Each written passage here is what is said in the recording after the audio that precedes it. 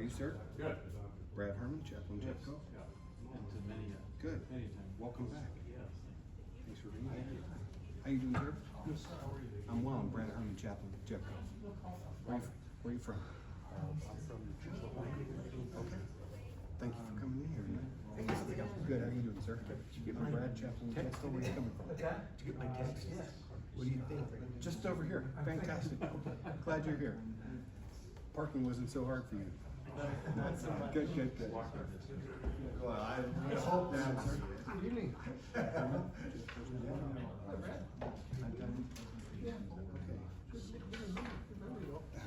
been a while. It has been a while. Remind me your name. John. Cole, this is What is it? 1141. 144. Okay. There's one. Not because our next one.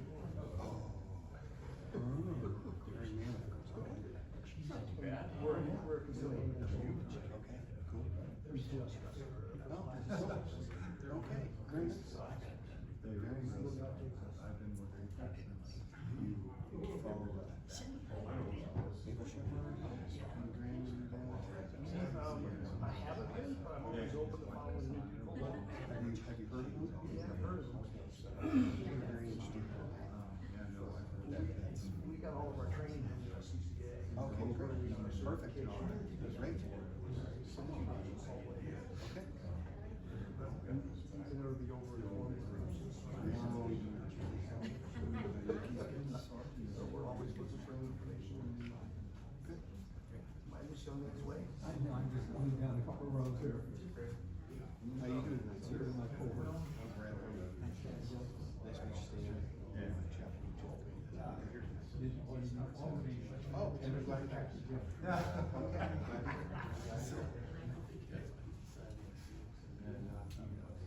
Sit down here, but he's just rough here. Yes. How are you today, sir?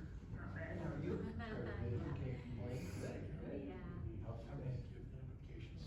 Oh, sure. Very nice. Evergreen, walk Lake.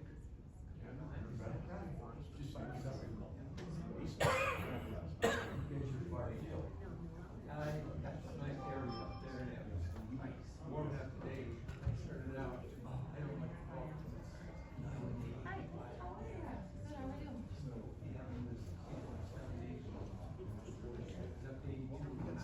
Ready to walk this morning.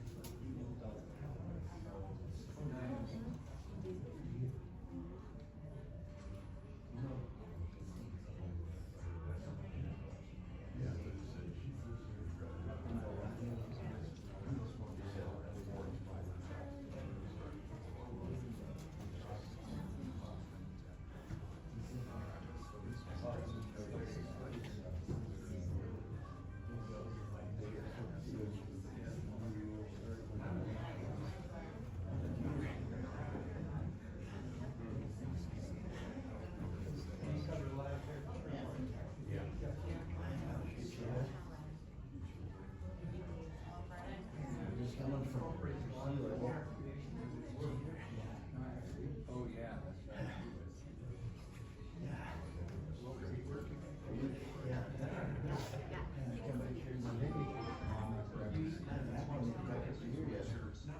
It's not mine. That's what I was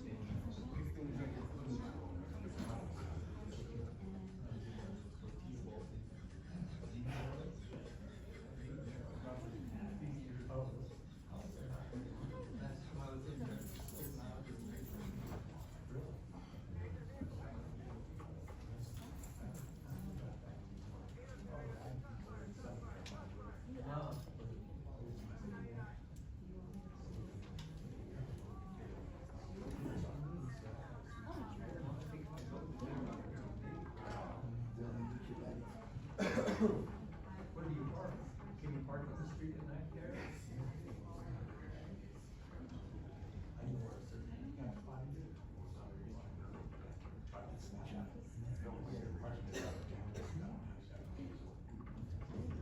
Matter where you live.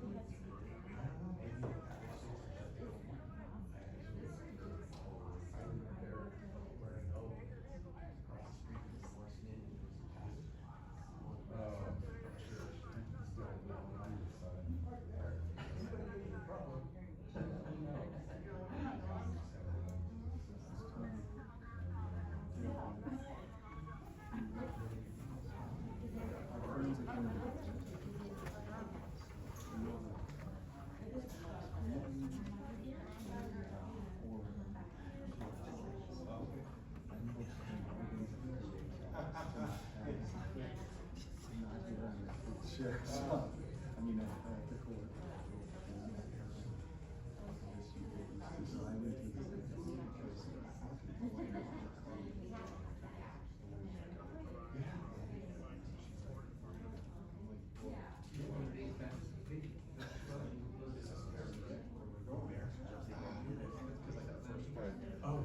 Getting real tight here, because I did come back here. Yeah, I can zoom in fairly close. Mine is, we're all, just very.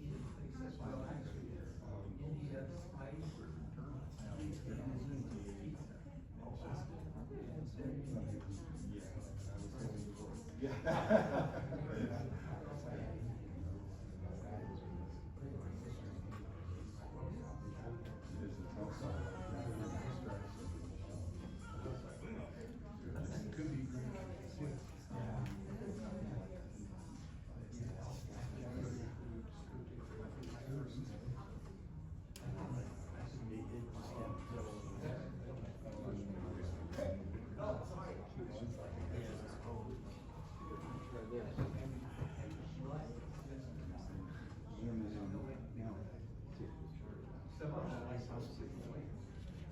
There's certain things I've always.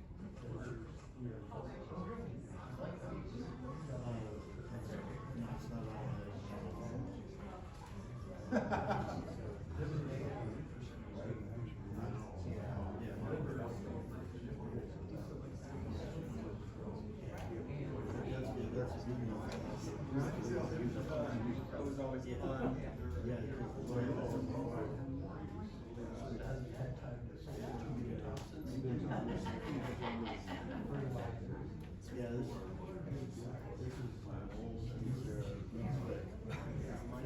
probably close to 3 years.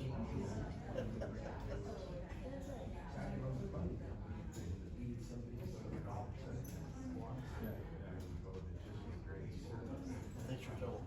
Oh, sure, no problem.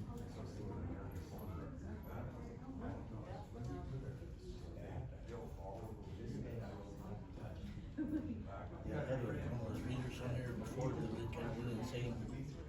Reading it, you know, because it was doing all sorts of dumb stuff. Yeah, the newer ones have just pointed and season.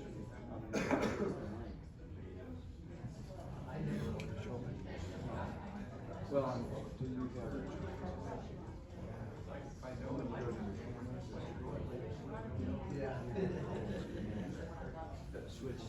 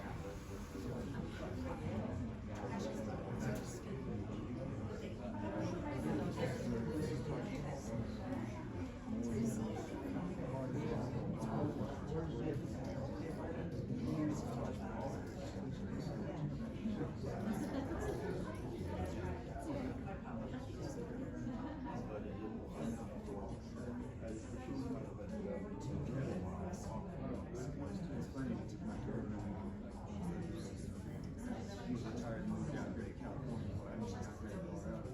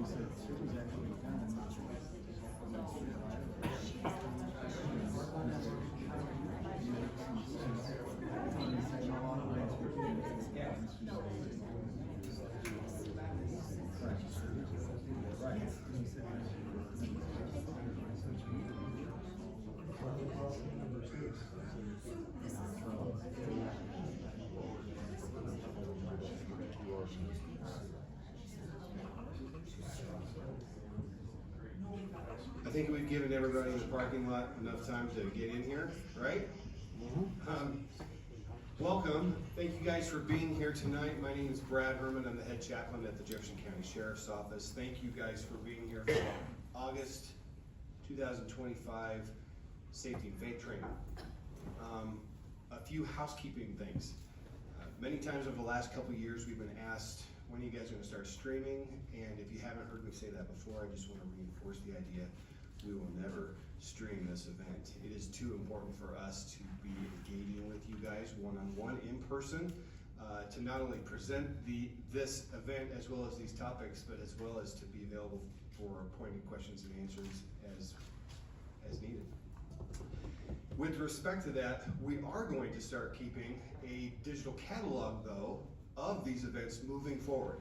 So this and each Safety and Faith moving forward will be recorded. We are going to work on creating that digital catalog and presenting that to you and those that follow you for every safety and faith training that comes after us. Okay, so we're excited about that. You also notice I see a lot of you scanning the QR codes. If you haven't yet, please do. We're not going to be offering the paper handouts because they're digital, all right? And there'll be great references that not only will we, I don't know about you guys, but this is what happens to me. I'll take those digital notes and I'll put them on my desk in a stack of other digital notes, and before long I'm like, where was that thing? And you'll have a reference that hopefully you can access a lot faster, okay? With respects, this is brought to you on behalf of the Jefferson County Sheriff's Office. Our sheriff couldn't be here tonight, but we would love to welcome our commander, Cindy Kennedy. And thank you for being here, ma'am. Would you like to say anything? You don't have to. Just Okay. exactly what you just said. I appreciate the opportunity to be here, and Sheriff Marinelli is at another previous engagement. She may show up here in just a little while, but she asked that I be here, and I'm very thankful that I can share this with you. Awesome. Thank you very much. Yeah. Chaplaincy at the Sheriff's Office is a team event. We've got about 5 chaplains total, and I've invited one of our volunteer chaplains, Mr. Tom Sun, to provide our invocation tonight. So if you would please, sir.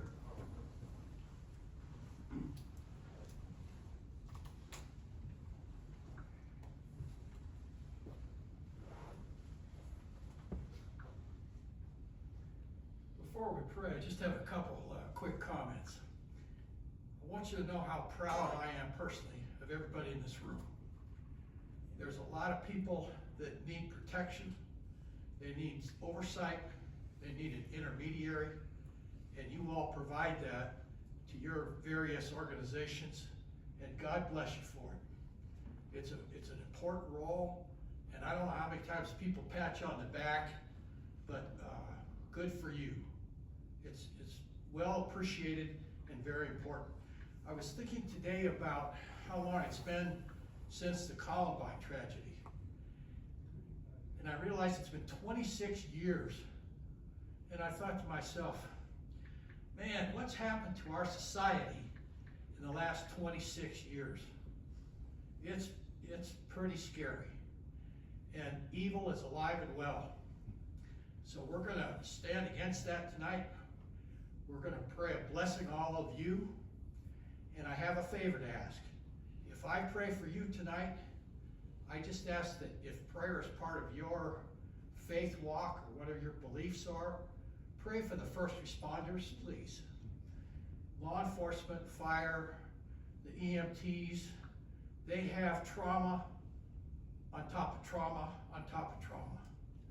And it's a huge concern, and it's a life-threatening situation. And as chaplains and under Commander Kennedy's direction, a lot of things are being done to help them, but they need our prayers. So, one more quick thing, invocation. We've all heard that term, and I've thought, what is an invocation? It's a prayer, right? But the root part of the word invocation is invoke. And invoke means to ask for guidance and favor. And so tonight, we're going to ask Almighty God for guidance and favor for all of you. Let's pray. Father God, we just come before you with humble hearts. We stand before you as men and women who want to do the best we can to provide protection for all kinds of people who can't protect themselves.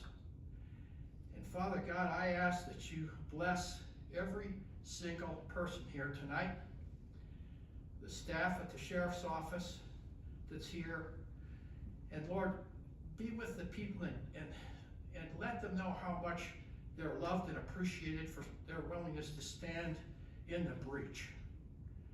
I pray for their protection. I pray for clarity of thought. I pray for their joy. And I thank you, Father God, for these people and ask that you bless them abundantly. Amen.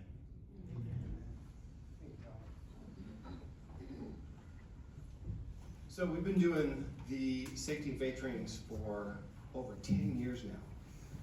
How many of you guys remember what it was like 10 years ago? Okay. well, we actually didn't call it a Safety and Faith training, we called it a Safety and Faith Summit. It was like an all-day event. We kind of like where it's going right now, but as this thing develops, we're obviously paying careful attention as to the best ways that we as a department can meet your guys' needs. And we're always wanting to present an open ear to you as our listeners to best practices. Okay, please keep that in mind. If you need to contact us, we're all going to be available when we're finished in regards to personal questions. Please feel free to reach out and ask us anything that you need. When this started 10 years ago when we were doing summits, Don Moseley with the Ralston House was actually one of our very first speakers in those early years.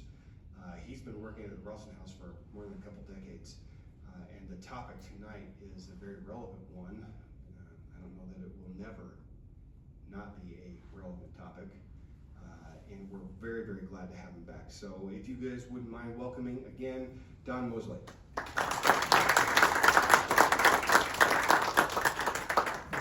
Well, thank you all very much. I want to, let me see if I can get this to go. I want to give a couple caveats before we start.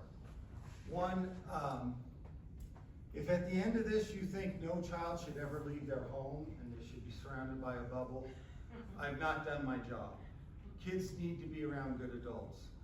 But the fact is, where good adults are, perpetrators go because they want to fit in. And so this is, and I have 5 kids, 7 grandkids, and they all got to go to school and church, play sports, be outside, do all those things.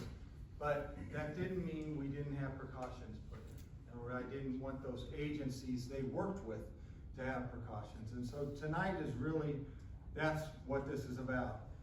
It also is, all we're going to talk about is child sex abuse. And if something upsets you, or you think, I just don't want to listen to this anymore, then I'm not going to have any hurt feelings if you need to leave. If afterwards you have a question you need to ask individually, I'm glad to do that. If a week from now you think, I need to ask somebody about this, I have my card up here, I have a brochure on Ralston House, you're welcome to give us a call. There'll be hopefully a little time for questions at the end, but it's a hard subject. But it's important that especially people who are around kids understand how perpetrators work. Real quick, why does Ralston House do this? We're the Child Advocacy Center for 1st Judicial District, Jefferson and Gilpin County, and then we're also the 17th, Adams and Broomfield counties. We're a nonprofit, but we're unique in that, unlike other nonprofits, the only people who can refer to us are police, social services, and district attorneys. We do 3 things mainly.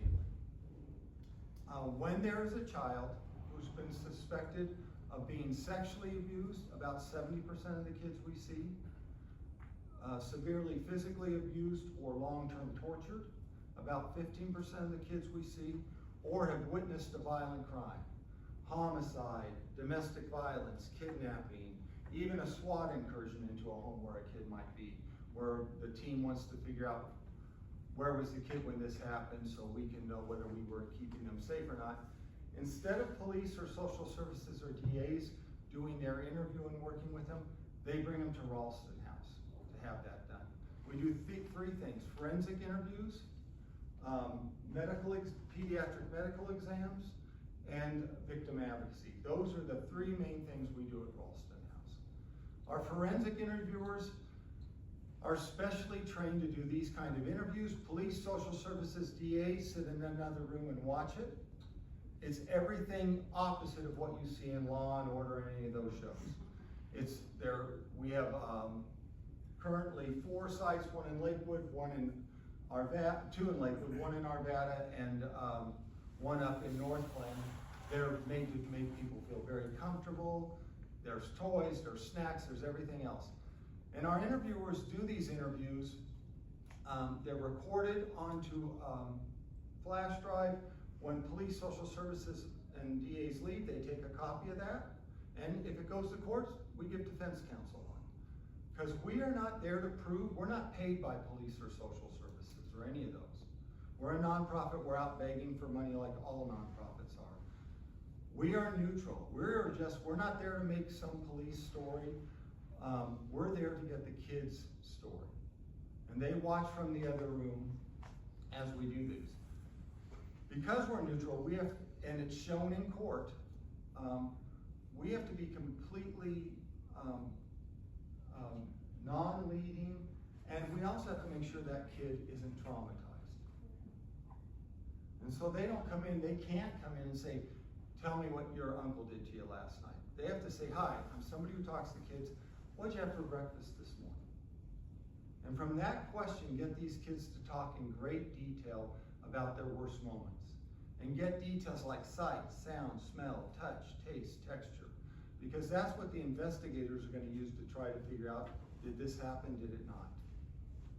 And we have to do it without traumatizing the kid. And if we think a child is being re-traumatized, we end the interview.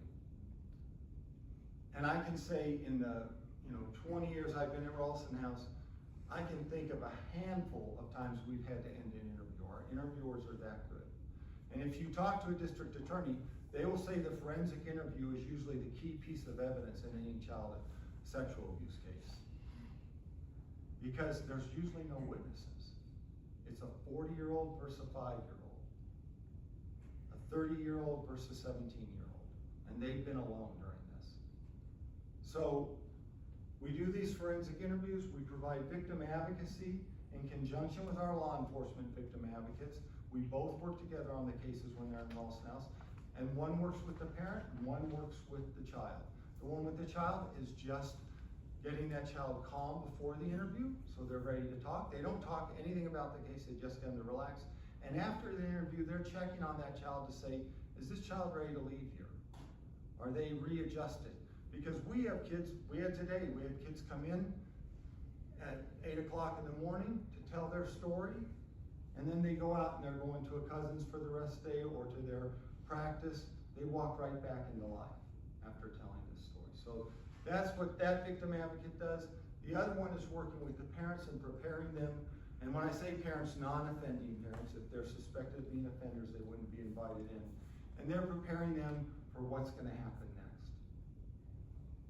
How do I tell my mom that my brother's been doing this to my daughter and he may be going to prison and it's ruined our life for a while? What do we say to everyone thinks this is the greatest football coach in town? Not so good to my son. So we'll help them answer that. We'll explain the court process, because a lot of times people think they're going to get the interview today, guy's going to be arrested tonight, go to court in a week or two, and we'll be done with this in a month. And it'll be a year or 2 years before that case makes it through the court system, if it even goes to court. Often our court system is not a justice system, it's a legal system. And some of our kids don't find justice. But what we can help the parents do is figure out how they and their family can heal. And that's really more important than anything else. And so we're going to get them into therapy. We're going to talk about getting their child into therapy. I can't think of a kid we've had rejected for victims comp, which is a fund paid in by criminal fees. Whether you make $1 million a day or you make $1 a day, you're eligible for victims compensation. And it will pay for the kid to get therapy, for their parents, for their siblings, even for grandparents or other people who might be living in the house who have been affected by this. So that whole family can heal, and that's what we're going to try to get them to get focused on. We do medical exams. We're the only facility outside of Denver Health and Hospital, and Children's Hospital that does pediatric sex assault exams, and the only non-hospital setting in this area, in our 4 counties. They are not traumatic like you see. We don't have kids crying. We have every kid fill out a survey on our medical exam, and they say, didn't hurt, and was comfortable. Over 98% of the kids didn't hurt and was comfortable. And that includes girls who might get a full gynecological. We give 2 hours to do a 15-minute exam. And we're going to look in their ears and listen to their heart, and we will take lots of pictures of their genital area, but Nothing goes inside them unless they get a full genital exam, and most don't have to have it. This photocopiscope can take microscopic pictures from away. And so we're gonna make sure that they're okay. We will seldom find evidence though, and that's like a lot of people think we do these exams is to find evidence. We will find evidence in less than 6-7% of the cases, because kids don't tell right away. They wait 6 months, a year, and you're not gonna have evidence then. But if we find evidence, that's a bonus. But we wanna make sure they're okay. And if their parents have been their perpetrators, often we find other illnesses because they don't take their kids to doctors. Because doctors ask kids questions perpetrators don't want answered. And so they get their vaccinations at a quick vaccination clinic or their sports physicals at some big sports physical where they run you through a line of kids. So nobody's asking questions. Well, we found everything from strep to scoliosis to worms that needed to be treated, but these kids hadn't been to a doctor. We test for sexually transmitted diseases because for one, younger kids, even pediatricians don't think to look for an STD on a 5-year-old. And older kids, 15, 16, they've been thinking, I probably have something, but I can't tell anybody because if I tell my doctor, they're gonna ask who my partner was. Even if I go to Planned Parenthood, they're gonna say, who's your partner? And they don't wanna talk about who their partner was. So they sit and wonder, am I sick? Do I have an illness? So we can test for all that. We do not charge police or social services or anyone for those medical exams or the family.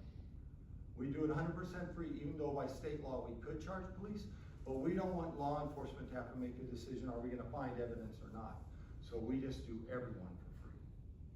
And if they need follow-up, we do the lab work for free, and if they need follow-up, if their insurance can't pay for it, we have clinics we can send them to. So those are basically the three things. Oh, I should admit, really though, what more than anything else our medical does is help kids' mental health.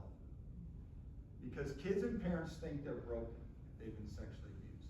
And we get questions like, is she ever gonna be able to have children? Will he be able to enjoy sex when he's over?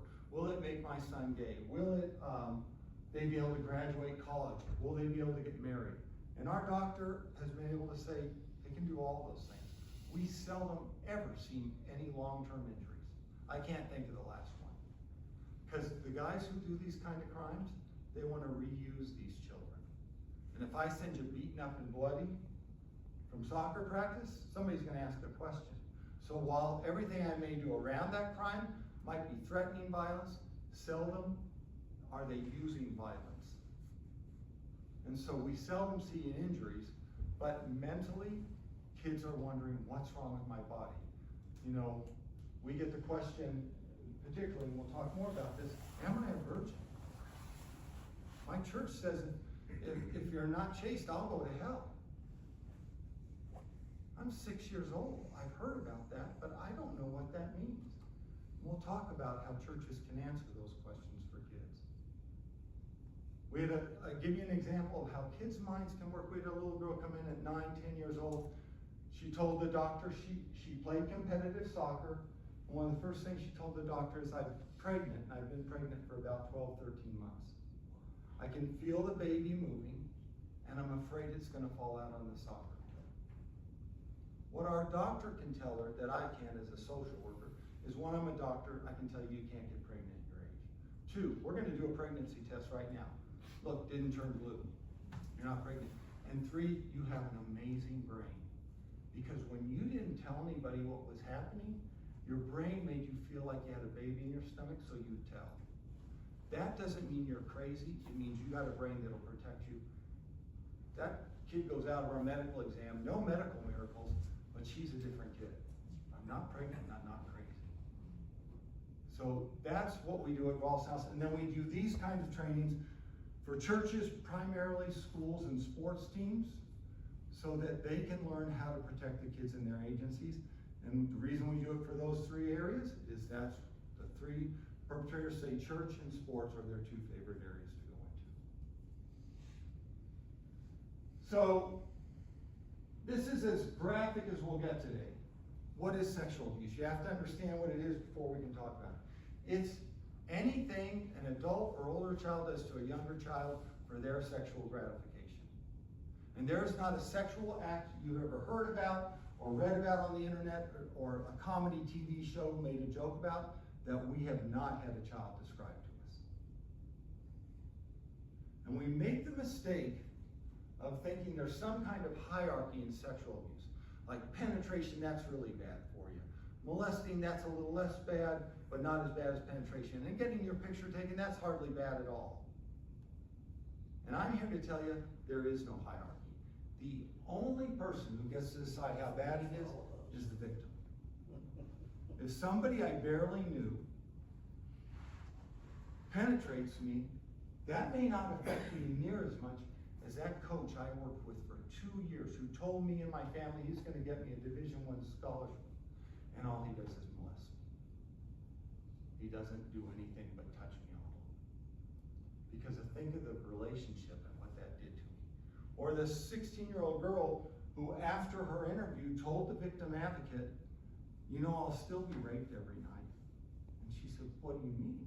And all that had happened to her was they had forced her to take naked pictures and they posted them. And she said, I know what guys do to those pictures. Every night, someone's looking at my picture. And the day I get married, someone will be looking at my picture. If I ever have kids on that day, someone will be looking at my picture. Don't tell her, whew, you're lucky it was just a picture. Only victims get to decide how bad it is and how much it hurts. So if you get nothing else out of tonight, remember one thing. Sexual abuse happens, and it happens often. Because perpetrators tell us, most of us believe it's really, really rare, and so we don't see the signs even when they're right in front of us. And the top is their excuses. And don't believe them. Oh, I didn't mean to, it just happened, it didn't really hurt him. You know, you don't have sex with a 6-year-old without thinking about it for a while. And it is always damaging. Now, I will admit, many times they act impulsively, and that's often when we can catch them, that time they've acted impulsively and not as planned. But don't think they haven't planned before that.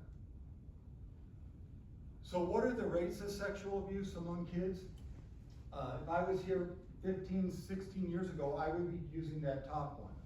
1 in 4, 1 in 6. What they mean by that is 1 in 4 girls by the time she reaches the age of 18 will be sexually assaulted. 1 in 6 boys. And that was true then.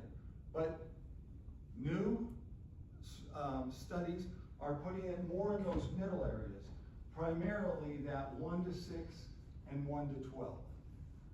Some say the 1 to 5 to 1 to 20. I'm not saying that's good, I'm saying it's better. We've reduced rates of sexual abuse because one, more kids are telling, more kids are being believed. Police are using different investigative techniques than they did 20 years ago, and they will tell you they investigate these cases much better. And we are putting more perpetrators in prison. And if you take a perpetrator off the streets, you are already saving other kids. So, while it's not good, this isn't a problem we can't work on. So why is it hard to figure out exactly where it fits? Because of a couple of reasons. One, when they do anonymous surveys with victims, about 30% will say, I'm going to the grave with this. I will never tell anybody. And we know that boys, especially, sexual abuse is always underreported, but we know young boys especially underreport. Why? One, because I'm a guy. I should be able to fight somebody off. In fact, when they treat adult men who've been sexually abused as a child, therapists usually tell them the first session to bring a picture of themselves at the age they were abused. So they can show that person their own picture and say, you really think this 7-year-old could have stopped that 40-year-old? Because as guys, even when we're young, we're thinking we should be able to do something. And the older you get, the more you think you should have been able to do something. Because you're picturing yourself as now, and so you don't want to talk about it. And whatever your feelings are on being gay, straight, whatever, our society, if a boy is molested, one of his biggest fears is that somebody is going to say he is gay. And he knows some people think they should get married and some people think they don't. And I don't exactly know what gay means. I'm 6 years old, but I know I don't want to be associated with that right now because I don't understand it. And so I shut up. What people don't know, though, is this second stat. In studies in Europe and the United States, we continue to get this. 1% of child abuse reports by the child of sexual abuse are false. Ask the police, is there any crime that is less false reported? There is not. 1%. But we all believe it's very high. We hear about false reporting all the time. Now, adults who make reports about children being molested, 4 to 8% of those, depending on which study you look like, are false. So, you know, I'm mad at my wife, we just got a divorce, and I say, I think her boyfriend's doing something to my kid. 4 to 8% of those, that's still a low percentage. And what we don't never hear is that 20% of the time, where studies show where we have a confession from the perpetrator and physical evidence, both. DNA, child sex abuse pictures, the kids will say, nope, that's not me. No, that's not me in that picture. He didn't do that. When they have a confession and physical evidence. They're 20 times more likely to deny it happening to them than to ever make it up, but we're worried about false reports. When I work with groups and they say, we get a lot of these false reports, I say, you might be the statistical exception, but if you're getting a lot of reports, they're probably not false. That's just not what stats tell us. And then most kids don't just come home and say, guess what happened at school today, Mom? Somebody overhears something. Somebody walks in on something. You know, a 5-year-old demonstrates sexual knowledge that there's no way they should have. And even when they do tell, 80% are saying, are toning it down. We often have parents come in and say, I think only this happened, or it only happened once. And we say, let us get through the interview and we'll figure that out. Because most of the time the kids are trying to protect those around them. So they say only this. Or they're testing the water. How are they going to react to this? So I like this quote because it sort of sums up a lot of what I just said. Child sex abuse, this is the reason why you want to stop it. If it didn't do any harm, we wouldn't care. But it changes the way a kid develops. I'm not going to go through all these, but I'll hit some highlights. They're more likely to attempt or commit suicide. They're more likely as an adult to have a drug and alcohol problem. They're more likely to be labeled a juvenile delinquent when they're a child. They're more likely to have long-term mental health problems from depression, anxiety, personality disorders. They're more likely to have long-term health problems. If you've ever heard of the adverse childhood experience studies, they've been done all over the country on tens of thousands of people. Kids who experience trauma, like sexual abuse in early age, can die 10 years earlier than the average population. And not because of any injury. They get things like cancer, heart disease, hypertension, all those, because your body reacts to trauma, especially as a kid, and it stays with you. So the good news, before we go to the good news, I'll talk about spiritual injury. If kids have a strong spiritual life, they actually heal quicker, unless some of this happens to them. God is unfair, uncaring death. He's punishing me. As adults, we have a hard time when something bad happens to us and think, did we do something wrong? Is this some kind of punishment? Now imagine as kids, what are we saying to them in church? We've had kids say, I prayed, and he came in my room anyway. I hate myself. What he did to me makes me feel gross. And if I hate myself, how could God possibly love something like me? Am I a virgin? And again, this is not about what you teach around that. It's how we teach it. If people are saying to kids, have you heard this example used in church? You know, if you have sex with a lot of people, you're like the difference between a brand new tennis shoe and an old dirty tennis shoe. Is that kid who was raped an old dirty tennis shoe? I don't think so. And I know that's not what the churches mean by that. But we have to make sure kids are understanding that. Our pediatrician gets that question all the time. She can't answer from a theological side, but she can say, you need to go back and talk to somebody at your church. And it's usually about consent. And you did not consent to this. Am I gay? How do we answer that when a kid doesn't understand even what's happened to them? And finally, I've been told if I don't forgive, I can't be forgiven. Am I going to hell? I was raped from age 5 to 10. And you're telling me I should turn around and forgive like that? Most people will tell you forgiveness is a process. It doesn't happen overnight. It doesn't even mean you have to like the person afterwards.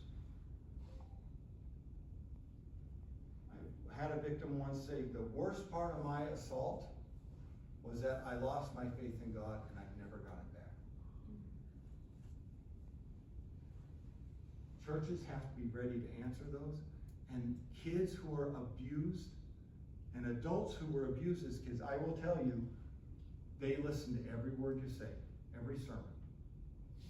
And they say, how does that apply to me? The good news is, all those things I told you about, if kids get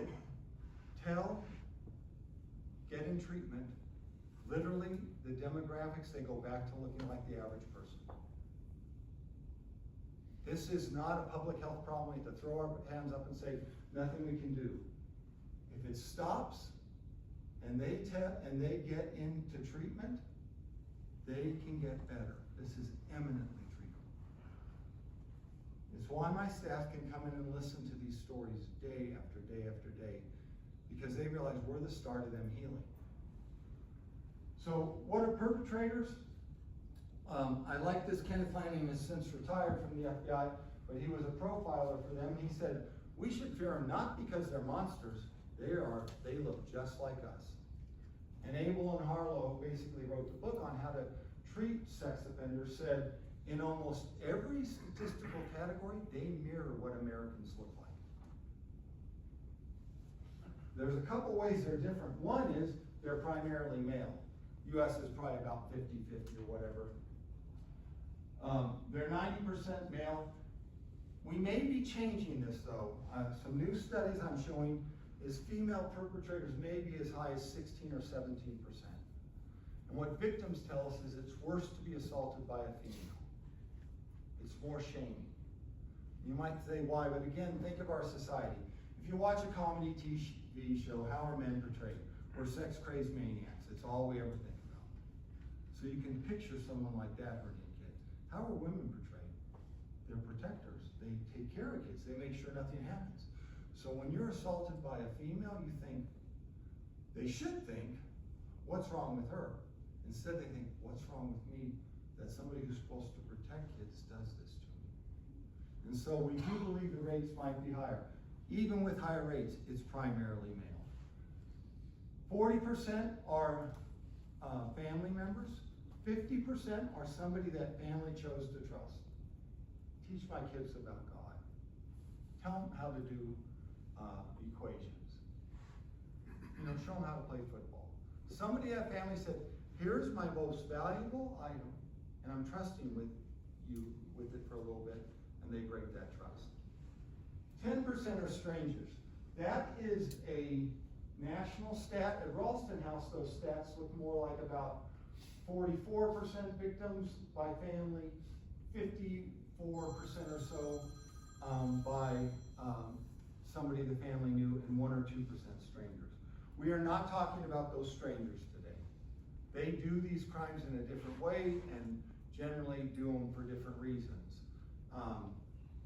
They're the people who kidnap kids and we don't see those kids again, things like that. That's not the population we're talking about today. And the other thing is approximately 40%. Now the new rates are around 30% of kids. That says 40, but the newer rates are now putting that at 30% of kids are molested by older children. And often this is where we make a mistake as agencies, because we don't have the same rules for teens who are leaders in groups as we do for adults. So there was a church here in Jeffco, and that church was a really good church, and they really worked on protecting their kids. But they didn't know that rule about the kids being perpetrators. And during Sunday school, while adults could never have been in the bathroom with kids one-on-one, teen leaders could. And they had a 15-year-old boy molesting kids during Sunday school. Not because that church didn't have great rules, they just didn't know about that. So you lay out the demographics of the United States: black, white, Asian, Latino, gay, straight, married, unmarried, 5 kids, no kids, make $1 million a day, make nothing, doctorate degree, 8 high school, anything you want to lay out, perpetrators match it perfectly. There's 2 areas they're different. One we already talked about. They're primarily male, and 2, they attend church more than the rest of us. And that is a backwards compliment. Doesn't mean church is wrong, but if I want somebody to trust me, I go to church. And you think Don's here because he wants to build a relationship with God, to be a better person and be part of a good community. I'm there to be seen. In fact, when they interviewed over 2,000 in prison, they not only said they were religious, but they marked the highly religious, very religious, because they knew that gave them cover. But this is what makes them different. They're sexually aroused by children. And here's the hard part of that, you can't see it. They may be sexually aroused by adults, by dogs, by cats, men, women, but one of their preferred partners is children. I always say, you don't know who I'll go home and have sex with tonight. My wife, my kids, my grandkids, my dog, my cat. You don't know who my preferred partner is. And I would never show it to you. Because the minute I show that, would you ever let me around kids? This was written by a guy, as far as I know, I think he's still in Canyon City. My relationship with Kathy went on for months. She was precocious, had an extensive wardrobe and vocabulary, brave, willing to try anything. We were both so lonely. I wish we hadn't had the perversion. Kathy was 6 years old when he wrote this. I'm guessing that's the way you would not talk about a 6-year-old. And if you think any of the people around him saw those thoughts, you're wrong. But they think differently, and we want to think we can look at somebody and tell, and it's in here, it's in here. We call this the sad question. We get this at Ralston House sometimes. We're in with, after the interview, and we're telling parents what we found out, and they ask the top question: why? Why would somebody who's taught in Jeffco schools for 20 years hurt my baby? Why would my best friend do this? Why would a man of God decide to hurt my child? And perpetrators, when they talk to them about that in interviews, and I've seen some of these, they literally giggle at that question. You all don't get it. I became a teacher to get access to kids. I drive a school bus instead of an RTD bus, access to kids. I coach sports, access to kids. They asked John Dillinger, why do you rob banks? He said, that's where they keep the money. It's the same thing. Why are sports and church the #1 areas? That's where kids are. So they plan this and they think about, how do we go about this? And often on the outside, that's how they're described. Nice, law-abiding, charming. People are often surprised by the law-abiding. Unless they've been caught for perpetrating, most of these guys don't have long criminal histories. You know, a minor in possession of shoplifting, some tickets. They look nice. And this Galvin de Becker wrote a book called The Gift of Fear, which we may talk about a little later, but he says, don't confuse niceness with character. Character is who you are inside. Nice, we all know how to act nice to people.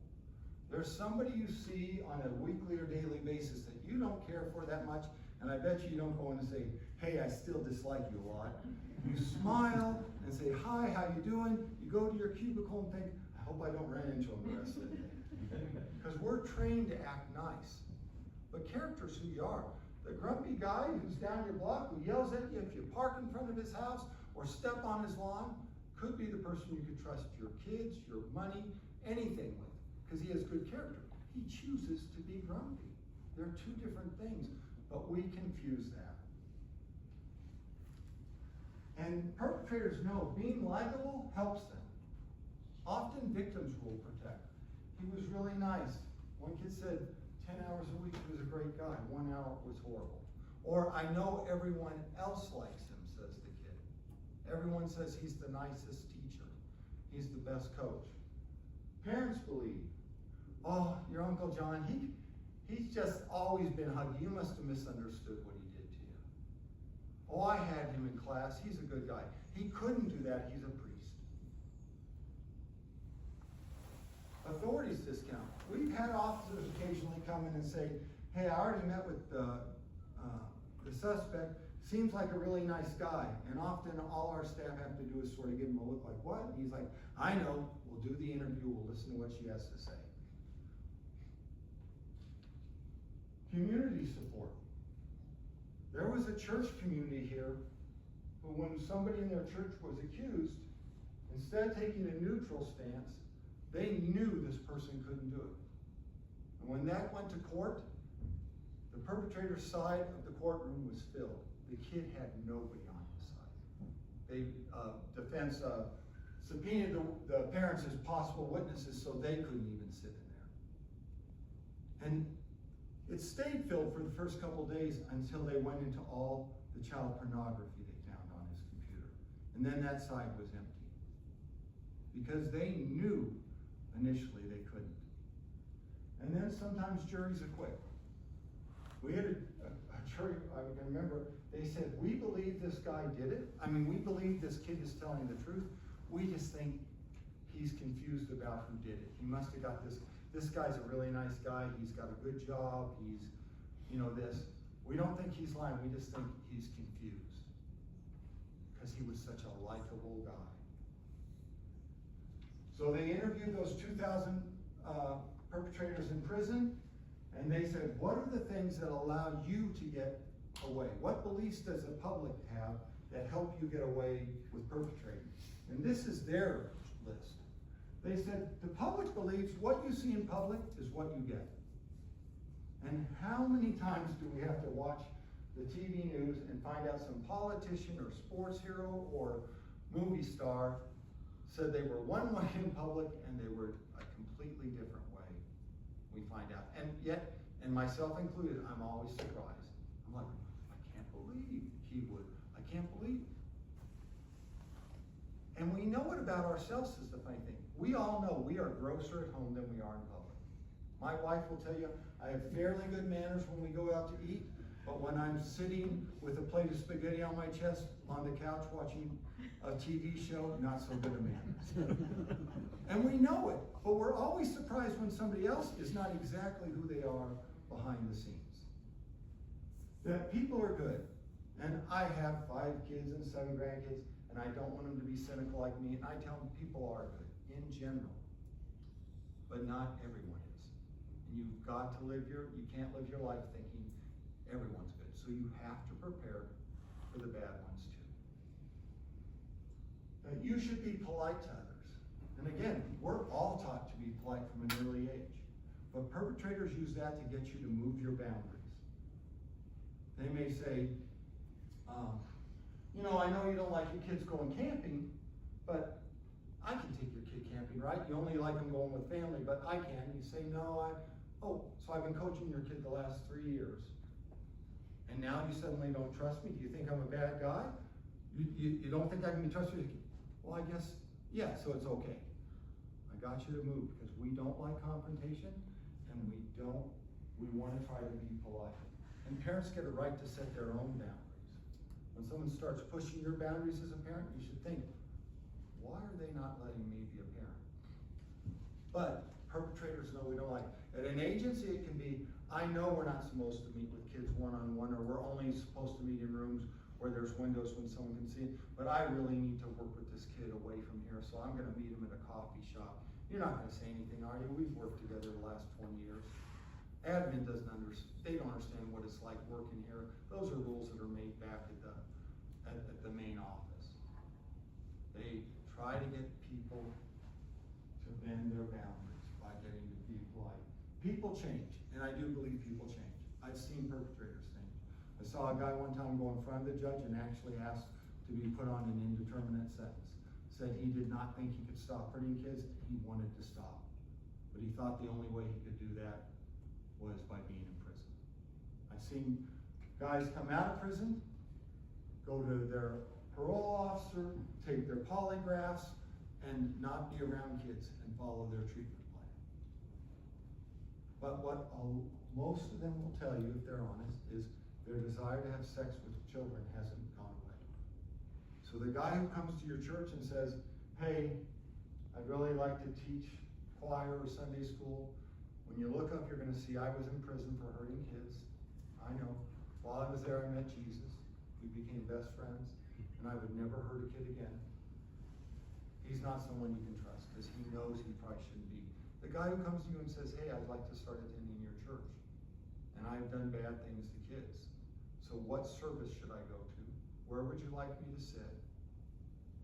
And if you ever see me talking to kids, you ask me to leave your church and never come back. I'm trying to be a different person. I believe God can help me there. But he's going to give his limits, so he knows. Religious persons are honest and good. Christians are good people. I'm not doubting that. But they know they say they believe that, and that's how I hide. So there was a guy here named John Candaria. He was out of Denver, and I believe now it's been 18 years. When they arrested him in Denver, and later convicted him, they found out that he had been molesting kids for over 20 years. And it started in New Mexico, and he was a practicing Catholic then. When they caught him here in Denver, he was a Latter-day Saint, Mormon. And I'm sure he was Buddhist and Episcopalian and Baptist in between. He said, I picked churches because people would say, what do you know about John? Good guy. I see him at temple. I see him at mass. I see him at service. He said, it let me in. That's why I picked them. And then finally, we believe we can tell when people are lying. We are horrible at telling when people are lying. Every study shows it. And perpetrators talk about practicing how to lie. So Anna Salter was a writer and a researcher on sexual offenders, and she got some out of prison to go to Quantico, Virginia. And the FBI polygraphers, best polygraphers in the world, all they do is try to figure out if people lie, and some of her guys fool them. Because they talk about, they say, I watch how other people tell the truth, where their eyes go, how they move their hands, how much detail they put in the sentences, and I practice it. And most of them will tell you how proud they are of their lie, that I could fool anybody. So who is the typical offender? Again, this comes from Abel and Harlow, who did the most studies on this. They begin molesting by the age of 15, and on average, according to the FBI, they will assault 117 youth, most of whom will not report. And we could have added another sentence there, and when they do report, a number of adults decide not to report. One way you get away with a crime 117 times is no one's talking about it. That's why if we interrupt the process earlier and catch them on their 10th kid, we've saved 107. I use NASAR, US Gymnastics. Most people know that like 200 women went to court. Do you know how many lawsuits they settled? Over 1,000. He was given free rein and he took as much as he could get. So perpetrators talk about having a process, and you're amazing, it's amazing how much time they take. They talk about planning things months and years ahead. They say they identify a number of victims, unless it's incest usually. They will identify a number, because they won't say, I want him, I'm gonna look at that whole corner, because we don't know which of them might have a vulnerability I can use against them. And if I only work on one kid, then that may not work out, and then I'm empty. So I'm gonna work on a few at a time to see who rises to the top of my list. They work on parents. They often say, I only pay attention to the parents, and I build my relationship with them, and I don't even act like I care about the kids. Because who gives us permission to be around kids? Parents. So if I get their trust, then I can move in. And we had a younger kid, I forget how, maybe he was 15 when he was caught, but he talks about starting even earlier. He said he was, when people would be in his neighborhood, if they had kids, if it snowed, he'd shovel their walks for free. Their trash can blew down the walk, he would go pick it up. He said, I never paid attention to our kids, but I know what every parent needs. Sooner or later, they need a last-minute babysitter. And I was the good kid on the block. He knew, you get the parents, you get the kids. And finally, they groom whole communities. And we'll talk about, that can be a church, it can be a city, it can be a college, it can be a whole area. And when they interviewed those perpetrators, they said, when you were out of prison, how much of your day was spent thinking about this? Over 10 hours a day, on average, is what they said. You wonder why they are successful and good at this? Over 10 hours. When my kids were in high school, if I spent 15 minutes a day on their safety, that was probably lucky. You know, if they went out at night, I said, hey, remember who you are, drive careful, don't be around any drugs and alcohol, get home on time. There's my safety tip. Meanwhile, somebody else is working 10 hours to break that. Here's the second thing I'd like you to remember tonight. The first is, it happens and it happens often. The second is, it is only one person's fault. It's the perpetrator's fault. It's not the victim's fault. And I don't care what they did. I told my girls, 4 of my 5 kids are girls, I said, if you run through New York Central Park at 1 in the morning naked, and someone jumps out of a bush and rapes you, you know whose fault it is? It's the rapist's fault. We will talk about how stupid you were. You should have ran with clothes, you should have ran at 1 in the afternoon, you should have run with a group. But being stupid doesn't give anyone the right to rape you. And what happens is, victims take on the guilt. I did something wrong. Do you know what the average age, if you've been molested under the age of 18, the average age you will tell is 52 years old. Because you are thinking it's you. If you leave here tonight and you go out on 6th Avenue, and someone runs into you, you might see somebody tomorrow and say, you're not going to believe it, some idiot ran a stop sign and hit me. But if you're raped, you think, I did it. Why do so many agencies get themselves in trouble? Boy Scouts, Catholic Church, Citadel, Penn State, name your organization, US Olympics. Because they took on the guilt. If the first time the Boy Scouts found an instructor who hurt a kid, they would have said, we've reported it to police, we're going to support this victim and their family, we're going to look at our rules and see if we could have made them any better, and try to do this. Would anyone have blamed them? But they said, oh, we must have done something, let's hide. Guilt makes you want to hide. Don't take on their guilt. If something happens at your church, I don't care if your church said, we're doing services one-on-one in a dark room. That would be stupid. But it still wouldn't be your fault if someone hurt a kid doing that. You could learn from it. You could make better rules. But we should be able to do something like that and trust people. Don't take on their guilt. Parents take on their guilt and think, well, we must have done something wrong as parents. I don't want to report and everyone think we're horrible parents. We have parents come in who's a soccer coach who's molested their kids, and they're like, is social services going to take our kids? Why would they take your kids? If you're a bad parent, then there must be millions of bad parents because millions of kids go to soccer practice. Don't take on their guilt. And you know, usually the only one who doesn't feel guilty is the perpetrator. If we didn't have guilt, we wouldn't need Rawls House. Kids would just talk. Grooming is how they get kids ready, and families and communities ready. It's a slow process of getting everyone to trust them.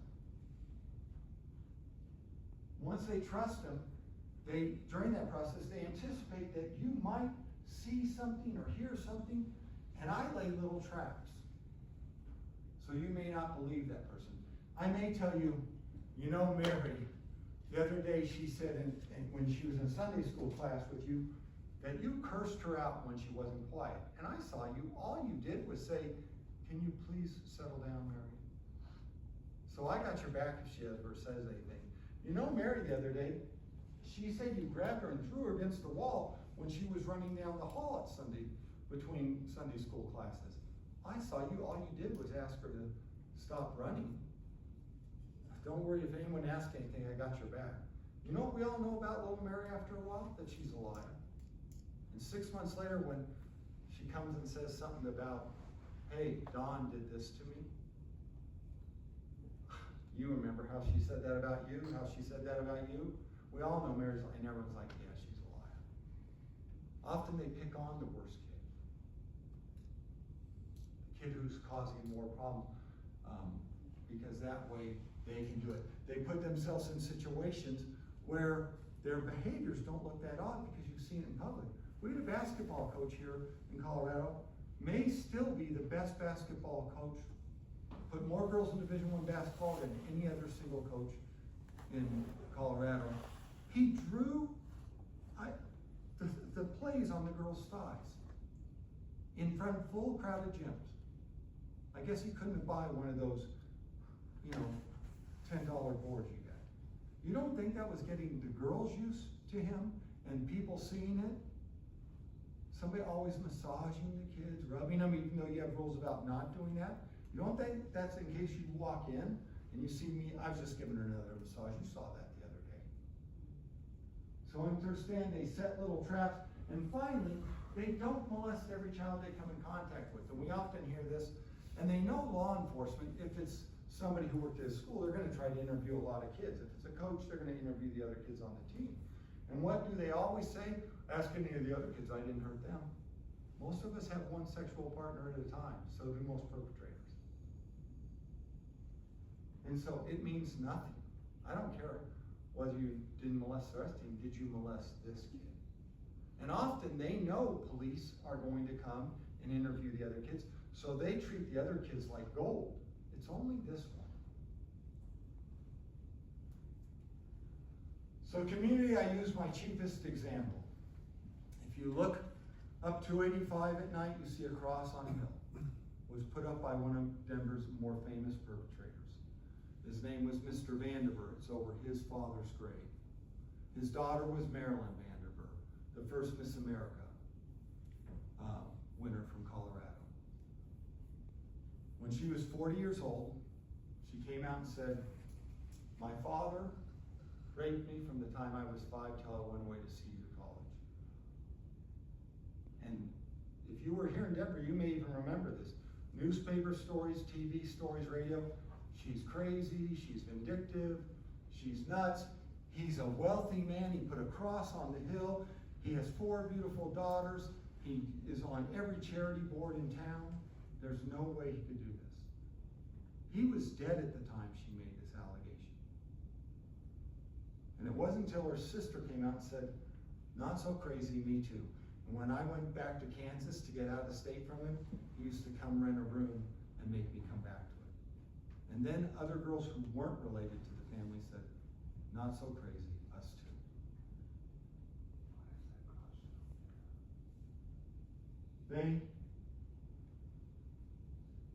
He knew by doing things like that, it made him seem like he couldn't do it.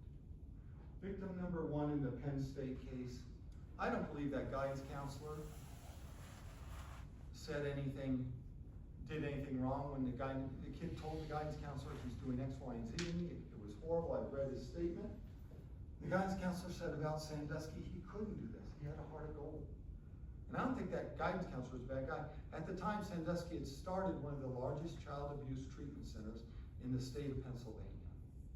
He was soon to be, they thought, the head coach of Penn State, one of the winningest, cleanest programs in football. And he raised hundreds of thousands of dollars. It was impossible to believe he could do it. How does that look? It's the person who's helpful at church, who's nice, who's doing all the good things, because they know that gives them cover. And the difference is we can't tell. The man of the year and the perpetrator of the year, on the outside they can look just the same, but it's what inside they change what makes them differentiate. And we don't know except by if we catch them in those behaviors. Family, like I talked about, they try to get family comfortable with them. And often as family, we don't hear when our kids are trying to tell us something. So we had a kid come home from a Jeffco school one time and say to his mom, I don't like my math teacher.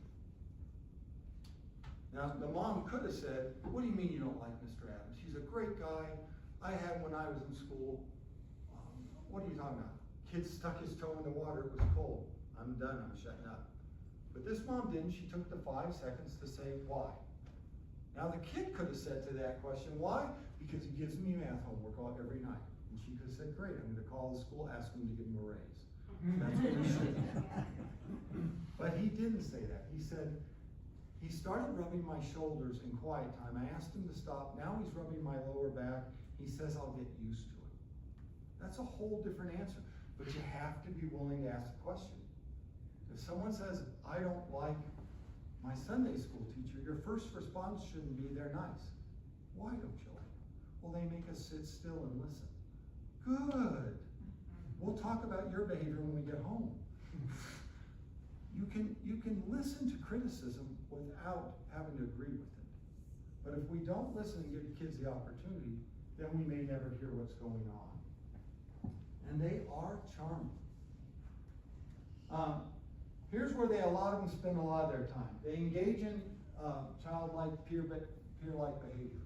Perpetrators have a joke that has been passed around among them. How often do parents know what their kids like? Twice a year. Christmas and their birthday. How often do we know what they like? Every day. Perpetrators want to be liked. That John Candaria guy I told you about, when Denver went in with a search warrant to his home, they found 4 video game systems and hundreds of video games, every kind of board game, Hot Wheels card game you could think of. It was fun to be at John's house. They break down a child's resistance to touch. Most people have sex because it feels good. It can feel good to a 4-year-old if I start slow and I move slowly and work it up and break down their resistance. It's why we say you need rules about touching. And rules about touching does not mean you don't touch.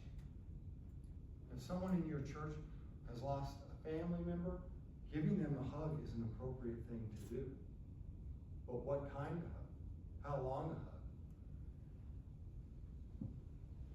I can coach and I can put my hands on shoulders to place somebody on the field.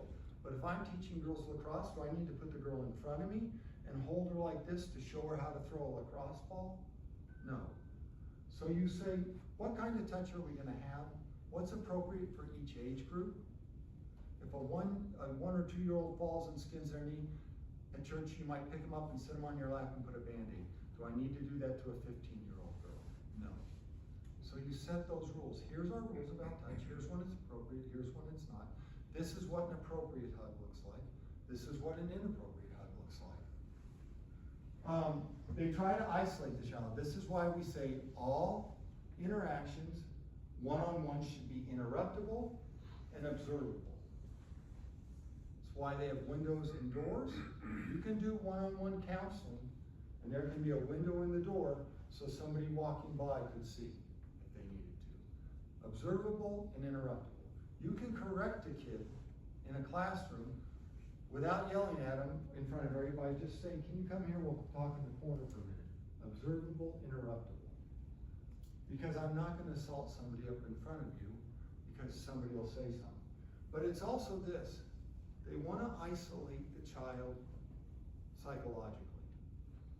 If I can get kids to lie to their parents by little things, hey, I know your parents said you couldn't do this, let's go meet and do this. I know you're not supposed to be out after 8, why don't you sneak out and we'll just have coffee and talk about this? If I can get them to break those little things, eventually I can try to break that bond between parent and kid, then who do they turn to when I'm hurting them?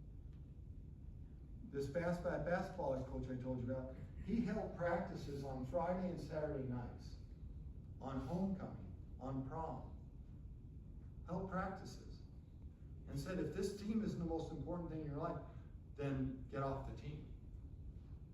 He was isolating those girls so they didn't have friends outside that team, so who could they turn to? And if they thought about telling them, they lost their whole support group.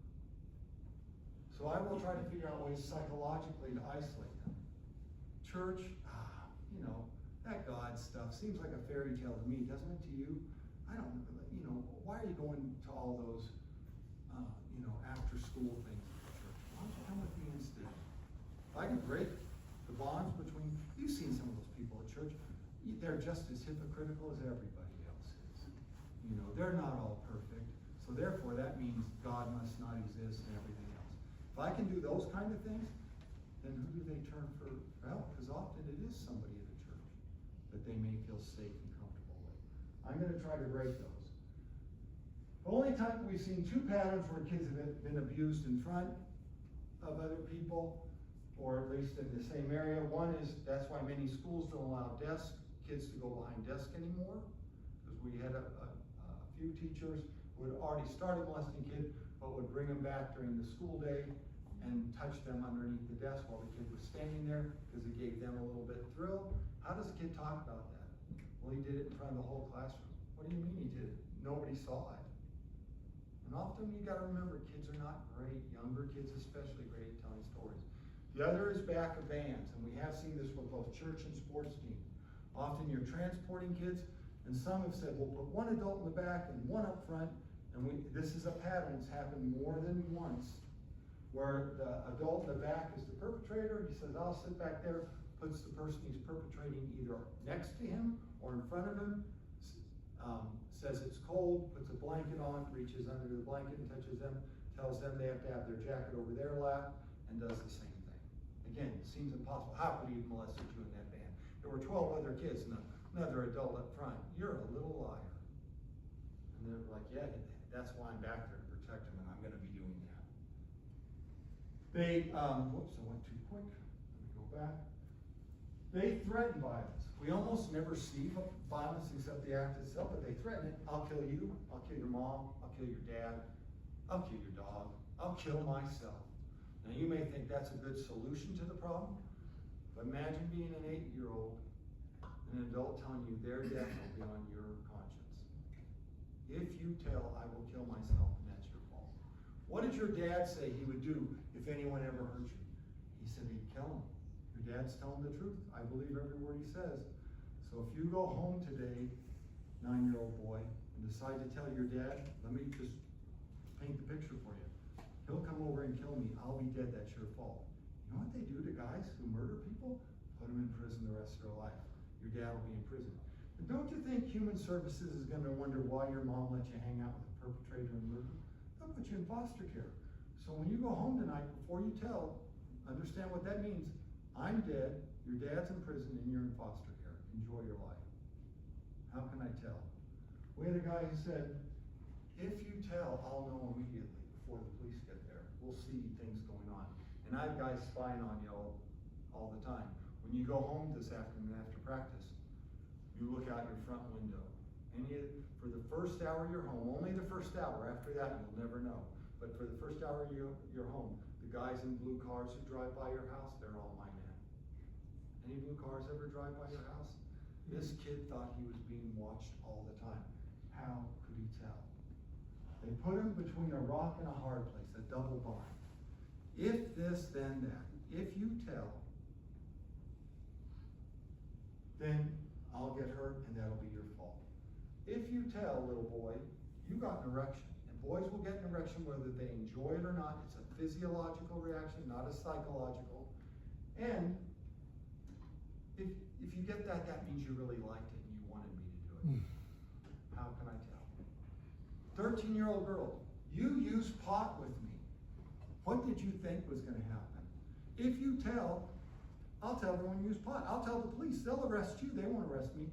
And I can tell you there's been no police officer who ever cared what drugs a kid was using with the perpetrator to arrest the kid. They want to get the perpetrator. But kids don't know that. They're like, oh my gosh, I guess I'll go to prison for smoking pot and he'll go free. They make it, how do I tell? And why do people wait till 52? Because they're in that spot. They make the child feel responsible. That encourages them to keep the secret. We had a little girl, Linda, our interviewer. The first words after their introductions in the interview room, this 5-year-old girl said, "Don't be mad at my dad. I wore the nightgown that makes him horny." She knows exactly whose fault it is. It's her fault.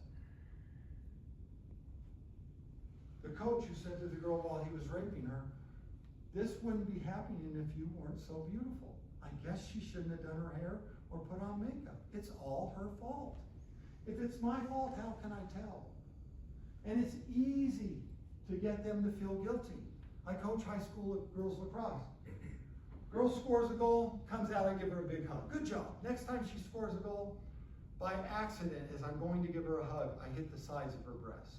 It happens while you're jostling around. No big deal. Good job. Next time she scores a goal and comes out, as I'm going to hug her, my hands brush against her rear end. Good job. 2 weeks later, I'm working with her one-on-one because I've told her and her family I can get her that Division I scholarship, and I start to grab her and fondle her. And she says, "Coach, what are you doing?" And I say, "What am I doing? What do you think we've been doing? What are you, some kind of tease? When I grabbed your butt after the Wheat Ridge game, I didn't hear any complaints. When you scored against Columbine, I grabbed your breast. You didn't pull away." And that 15-year-old thinks about, oh my God, I thought, now who's guilty? We forget what it's like to be kids. They don't have our comprehension. And so now the blame is on this. You did this to me. And it can start very small, like testing boundaries. I'm going to see if I can touch you and if you're going to give me a no. I'm going to see if I can touch you around other people if they're going to give me a no. How much can I get away with? It'll start with just a rub on the shoulder, a hug, then a frontal hug, maybe sit on my lap. I'm going to get you to try to keep secrets. Hey, I know your parents don't let you have candy between meals. Here's some candy between meals. Doesn't seem like that big a deal if I get confronted later and parents say, "Hey, I heard you gave my son candy." We don't do that. "Oh, I didn't think it was a big deal." But what I may have been doing is testing. Is this kid going to tell? If he doesn't tell, good. I'll get more secrets to where we'll have so many he won't ever feel comfortable telling. Or he did tell, but his parents didn't confront me. Oh, they don't like to confront. I'm going to push this a little farther. So understand, it can look simple to start with. Compliant victims, and we mean nothing bad about this, but these are victims who don't see themselves as being victims. This is the 5-year-old who thinks, who came in and described being molested for about an hour and a half, but she thought she was just describing the babysitter game. She didn't think it was particularly bad. She didn't particularly like it, but she was describing being raped. But she didn't understand it, so she didn't know to tell anybody. They're in love. Can love ever be wrong? I'm 12, he's 40. We're in love. It was meant to be. I'm not going to tell. It feels good. In elementary school, I had lots of friends. Suddenly in junior high, I broke out. Everyone else matured. I'm sitting alone at a lunch table, and some adult tells me I'm special. because you're a great kid, you're different than the rest, you're more mature, that's why people aren't hanging around you. I may fall for that and like the attention, and I'm naive enough not to understand where that can go. We often expect kids to have our same level of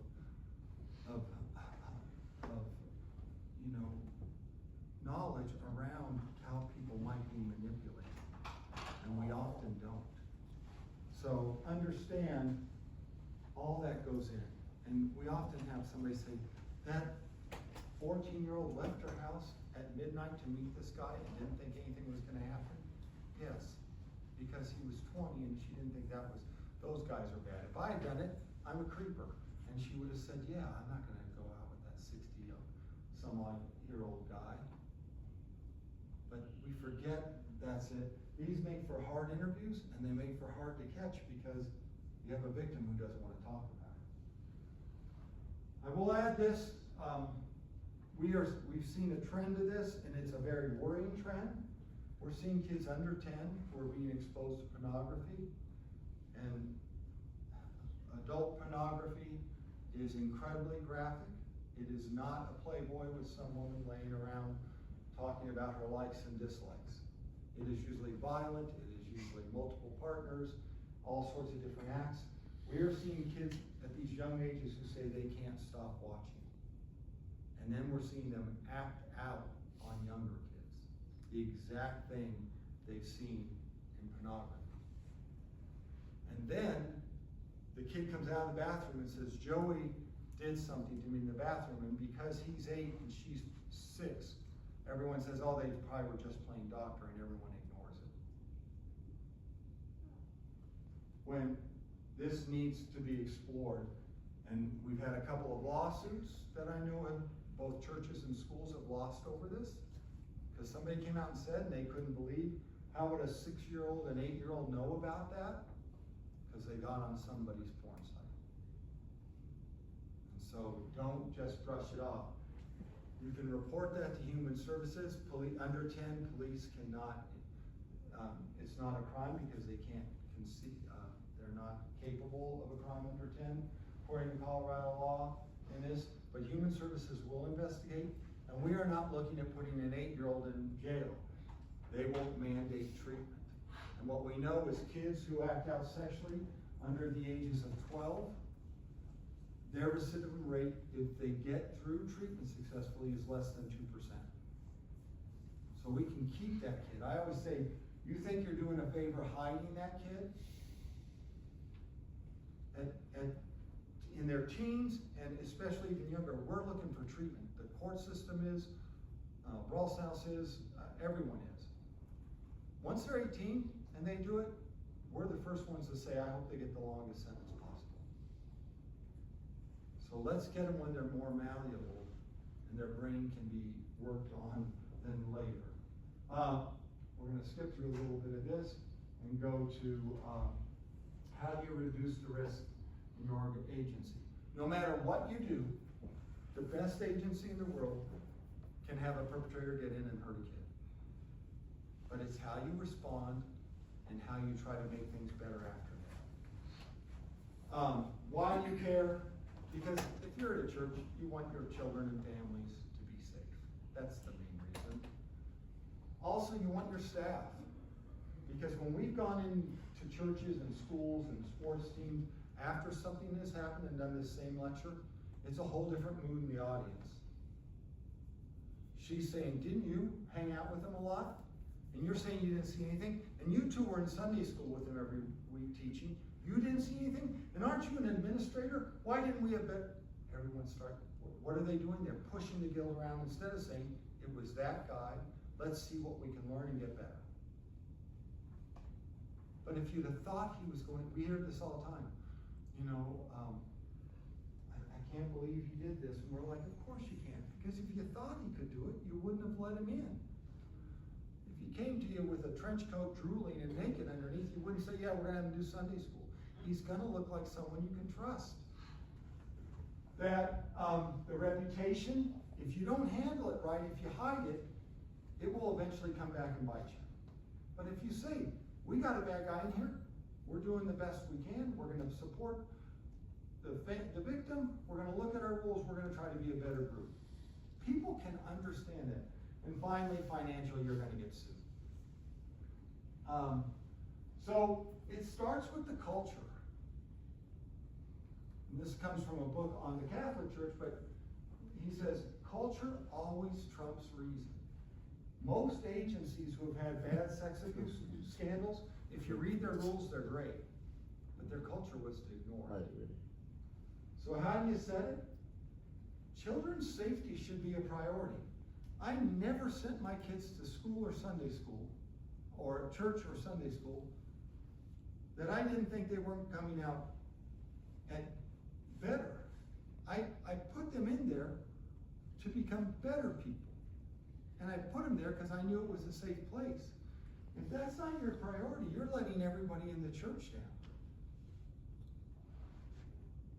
Because nobody thinks their kid's going to church and coming back worse.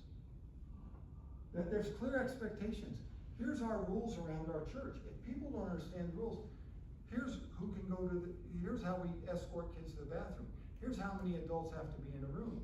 Here's how we move kids around during the service. Here's our background checks. Whatever it is, everyone needs to understand that. And they should get appropriately trained on all your rules. But we would also say on sex abuse, so they understand it won't look like a bad guy, it'll look like one of us. That supervision, that if you're in charge of the Sunday schools or security, you can't sit in your office every Sunday. My staff have made fun of me because they catch me sitting in a hallway doing nothing. But what I am doing is listening. I want to hear how they talk to our police officers, our DAs, our kids, our adults. And the only way I know that is by sitting and listening. But often we get I gotta get this paperwork done, I gotta make it, and we don't actually supervise that. Walk into a classroom. What does it feel like in here? Oh, we're always supposed to have somebody in the hall. Sit in the hall during the service. Is nobody in the hall watching it like we said we would do? And that reporting is encouraged and welcome. We all say, you should tell us if there's child abuse. But then we do things that make people feel like it's not encouraged. So I worked at a residential treatment facility as a manager, one of my first jobs. And when I get a call at 2 in the morning about some problem, my typical response was, oh, I can't believe this happened. I'll have to come in now. Oh, this makes me so mad. I wasn't mad at the staff. I was mad at the situation. But do you think that made it easy for the staff to call me? Or did they double think about it? I don't want to get all him here is griping on the phone. Until somebody pulled me aside and said, you're doing it all wrong now, and taught me a better way. Then I'd answer the phone, hey, great job, thank you for calling me. You did terrific. I'll be in there soon. Again, I just want to thank you for doing the right thing, and that you're great. Hang on, I'll be there soon. Then I could throw a little tizzy fit around my room and be all right. But when we make it hard, and it's usually because we're sad something happened, the person can think, do I want to tell them? As opposed to, I'm just upset by the situation. And it applies to all staff, volunteers, and congregants.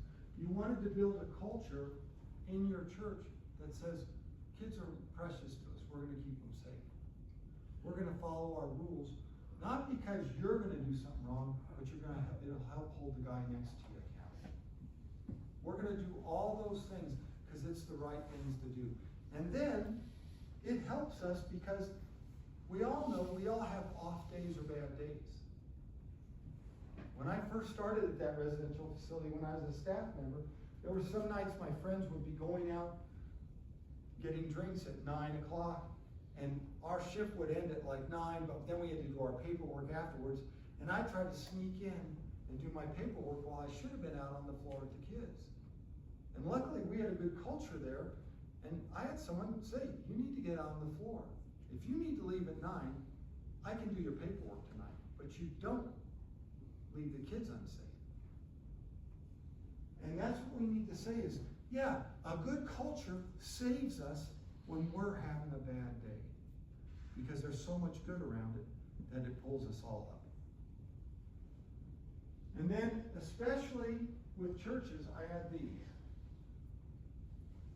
Many people who've been assaulted as a kid come to a church to try to rebuild that relationship with God. And they're looking for an atmosphere of welcoming, trust, and safety.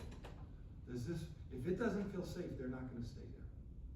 If they're not welcomed, because they feel like you can see who they are. And so, is your church welcoming, and does it feel trustworthy, and does it make people feel safe? Would you choose the victim over the perpetrator? And let me be clear, there is not a percentage of guilt in this. Perpetrator 100%, victim none. We had a girl who wore a tube top, Daisy Duke shorts, went to the youth group, youth minister ended up assaulting her. There were some who wanted to say, well, she shouldn't have been dressing that way. I agree. I don't think she should have worn that to youth group. I wouldn't have let my girls wear it. But he was the adult, and he made the decision to assault her. There's not 1% that goes to her. We can talk to her about, here's how you might want to dress for a youth group as opposed to a day on the beach.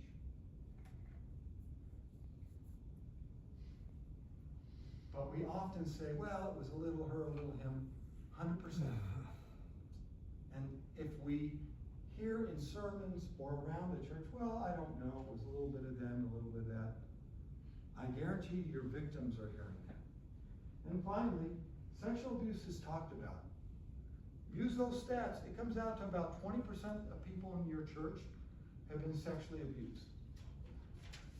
If 20% of your church population had cancer, would you never do a sermon on healing and why somebody gets ill? If 20% of your church had been laid off, will we not talk about the stress of being poor and how we can pray through that and those kind of things? You don't have to talk about sexual abuse, but you can talk about people who are victims of crime. Not every sermon, but you can say, some of us as kids, we didn't get the best childhoods.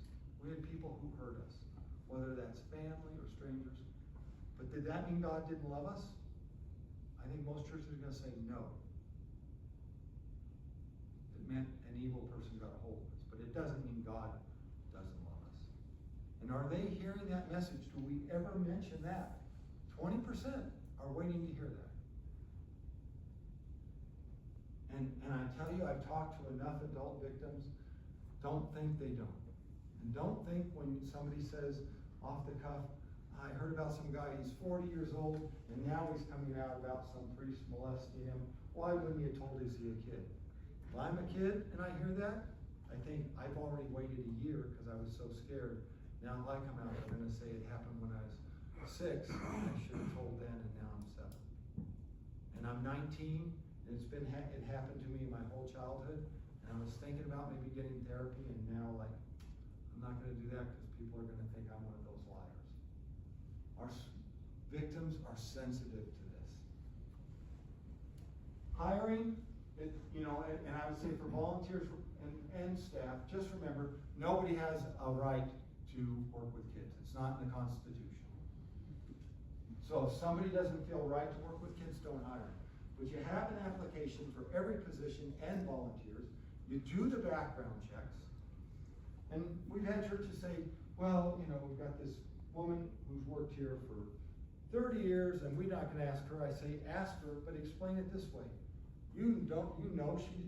Nothing's going to show up on her check, but she's doing it so you can ask everybody else.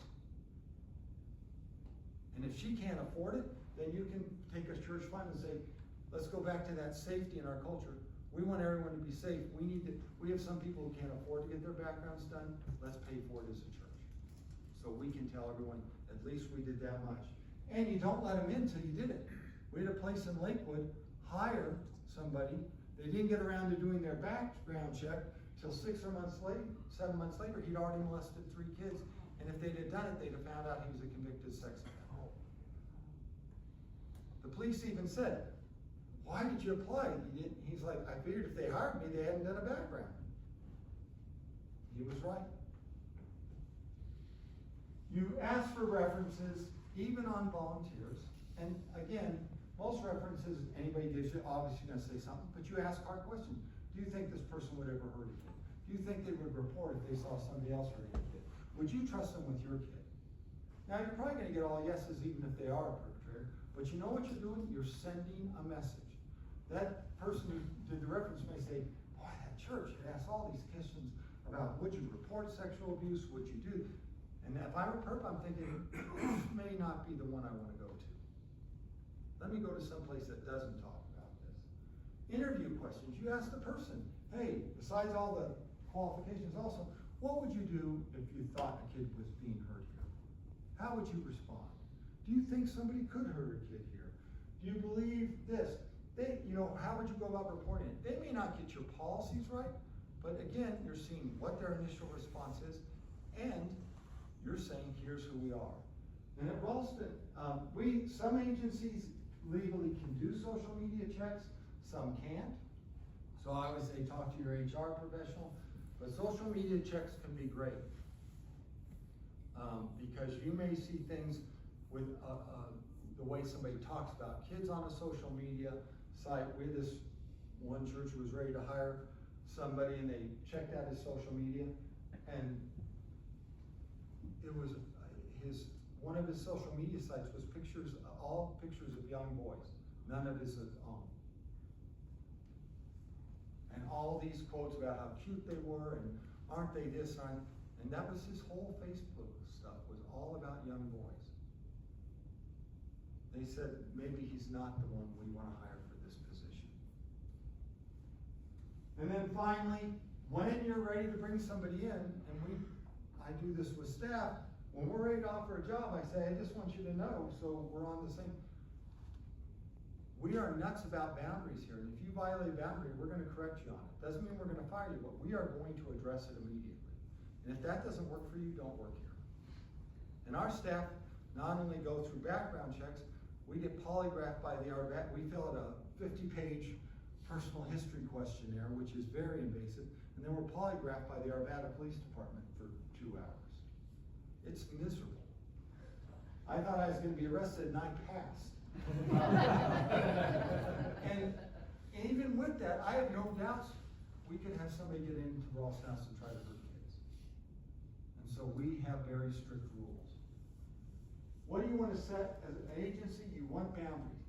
If you are the janitor at the church, it doesn't mean you can't talk to people, but you are not a spiritual counselor. And so you shouldn't be having one-on-one counseling sessions with people. What is your job description? Because the church is saying, while you're at work, we will guarantee we can try to keep your kids safe. But if they're doing something outside their job, then we're not so sure. What's your rules on one-on-one time, observable and interruptible?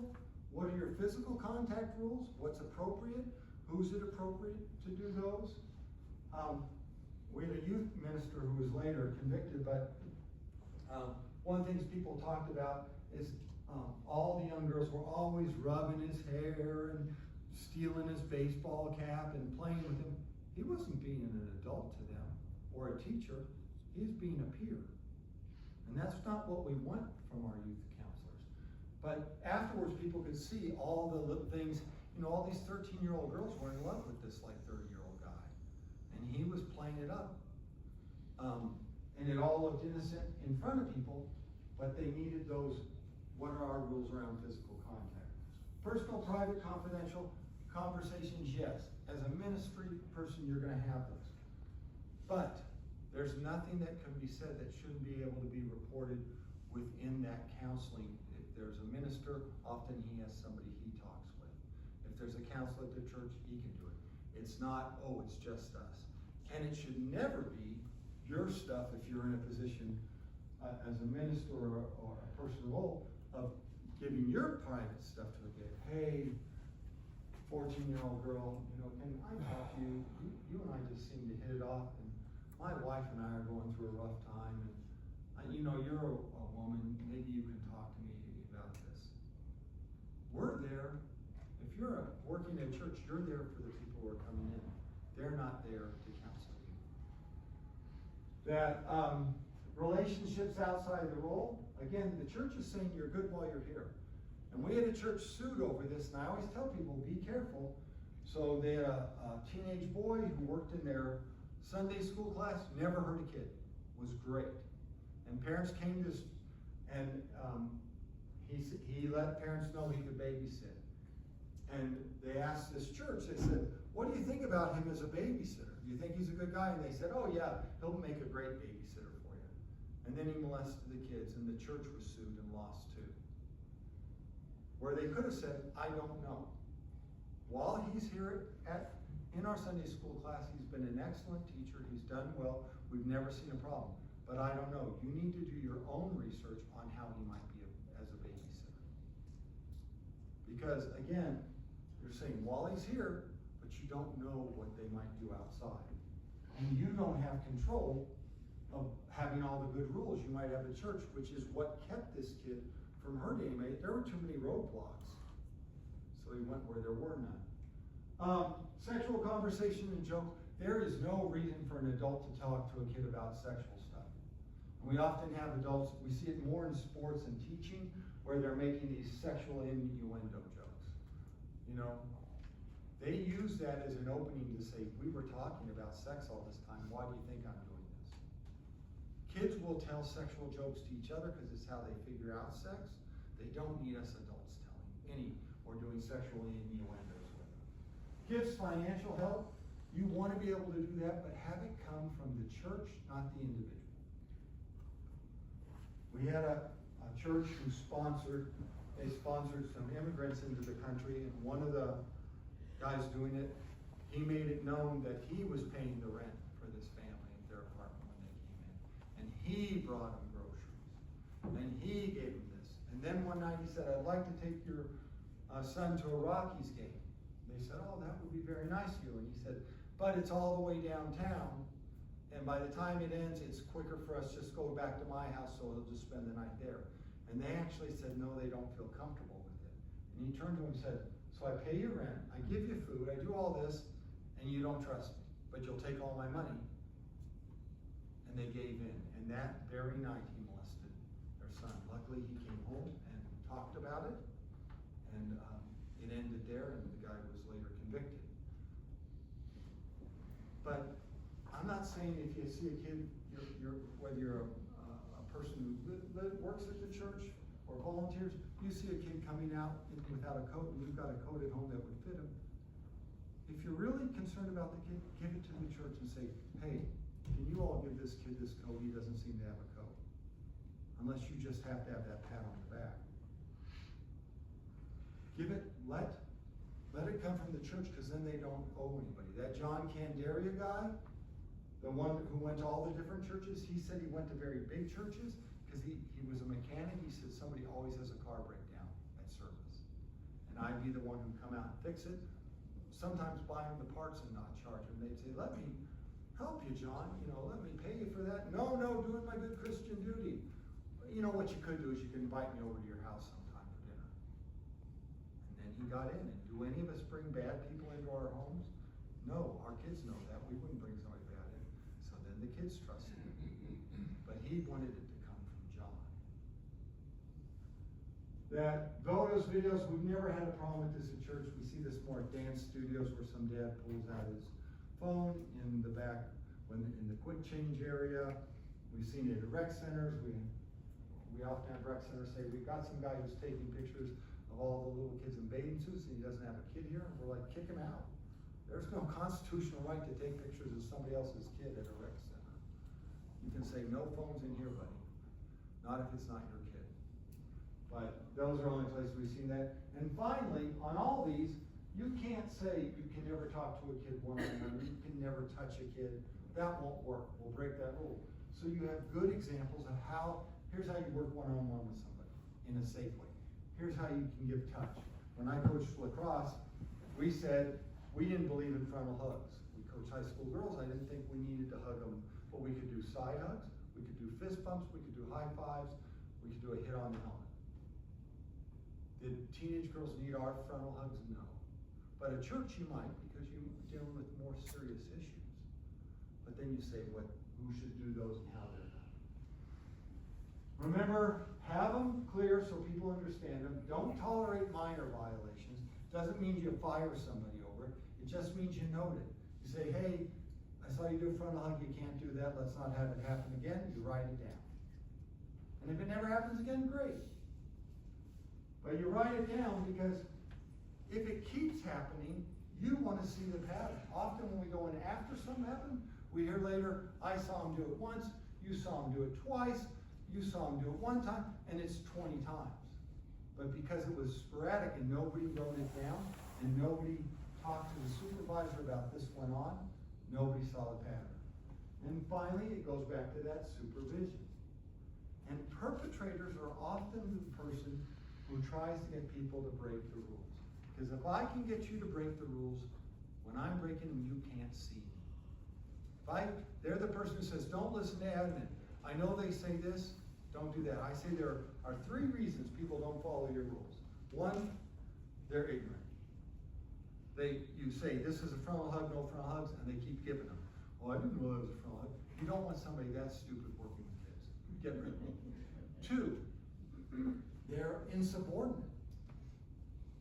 I know the rule, I just disagree with it. If you are ethical, you go to the group and say, hey, I don't like your no hug, and here's why, and I'm gonna make this argument.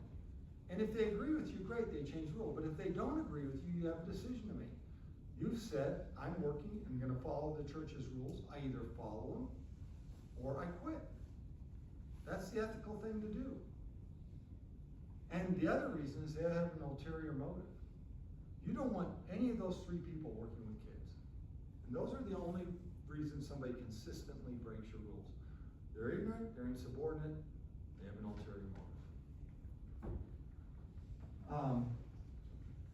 Know how you're communicating, especially now with youth groups and stuff, it's mainly through text. We say have more than 1 person on that text. So if you have a youth leader, any text the youth leader says out is also sent to the youth minister. And if parents see their kids getting texts just from the youth leader, they need to report that. And you need to let the parents and kids know. You see that the 2 people from the church who are supposed to be on every text isn't on the text, you report it. Or you can have the parents say, anytime we text your kid, you will also get that copy. And if your kid starts getting texts from the youth leader and there's no copy to you, that needs to be immediately, I gotta go talk to somebody. Know your physical environment. You're not gonna build a new church, but there are certain areas you may not want them down in the basement because nobody can hear down there. So you say the basement's off limits to kids with adults. But anywhere else, or the janitor's closet, kids should never be in the janitor's closet because it's down the corner and you can't see it. Or you say, we have to do counseling here, we can't build a new church, but we could put a window in the door. That we can afford. No, if you're in certain positions at the church, you're a mandatory reporter, but I've just told you how hard it is for kids to tell, how tricky perpetrators are. I believe it's every adult's responsibility to report if you think something's going on. Report the abuse, obviously. If you're working and you see a boundary violation, you report it. You don't say, I think Don's a perp. You say, Don was doing this, I know that's against one of our rules. And maybe it's the only time I've ever done it, and I'll never do it again. But you just make the report. And you report confusing, concerning behaviors.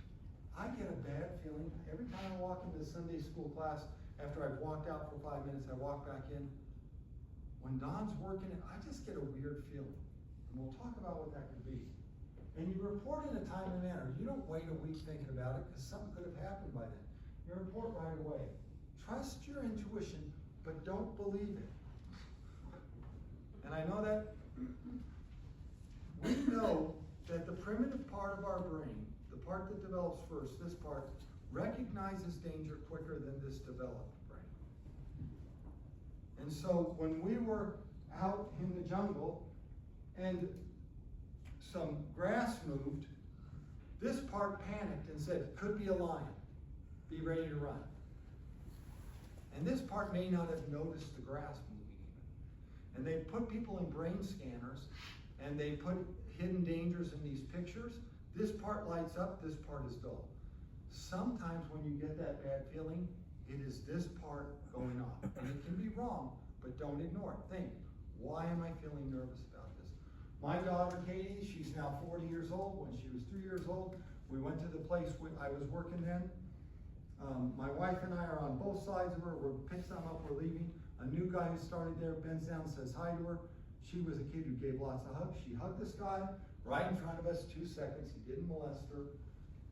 You know, we were right there. We get back in the car, we're leaving. From the back of her car seat, she says, I don't like that guy. I'm like, what guy? The guy I hugged. I don't want to hug him anymore. I'm like, fine, you probably won't see him again. I didn't think anything of it. We drove away. 6 months later, he was charged and later convicted with child molestation. She's shown no psychic abilities her entire life. But what I believe is he did something that made this part of her brain go up. And she was like, oh, something's not right, but I don't know what it is. And often we get those feelings. You shouldn't go in and say, I think Don's a perp. You say, I get a bad feeling. And maybe your supervisor says, nobody else has said that, but I'll keep an eye on it. Or you're the 4th person who says that. If you are ever told, you should feel gifted, because victims say they only tell people who they think will get them safe and they trust. So it's really an honor. And it's not hard what you need to do. You need to listen. I don't want to go home tonight. My dad hurts me. That's all you need to hear to make a report. They may tell you to ask other things later, but that's enough to make a report. Observe. Kid is always the last one to leave. Class never seems like he wants to leave. Tonight he said this. Believe. It will seem impossible because it will be somebody you trust. You will think this cannot be right. And I'm not asking you to believe long term. I'm asking you to believe right then, just that second. Because the victim is looking to see if you believe them. And so there was a case in a different advocacy center, not ours, where this 5-year-old boy tells this horrible story of being molested.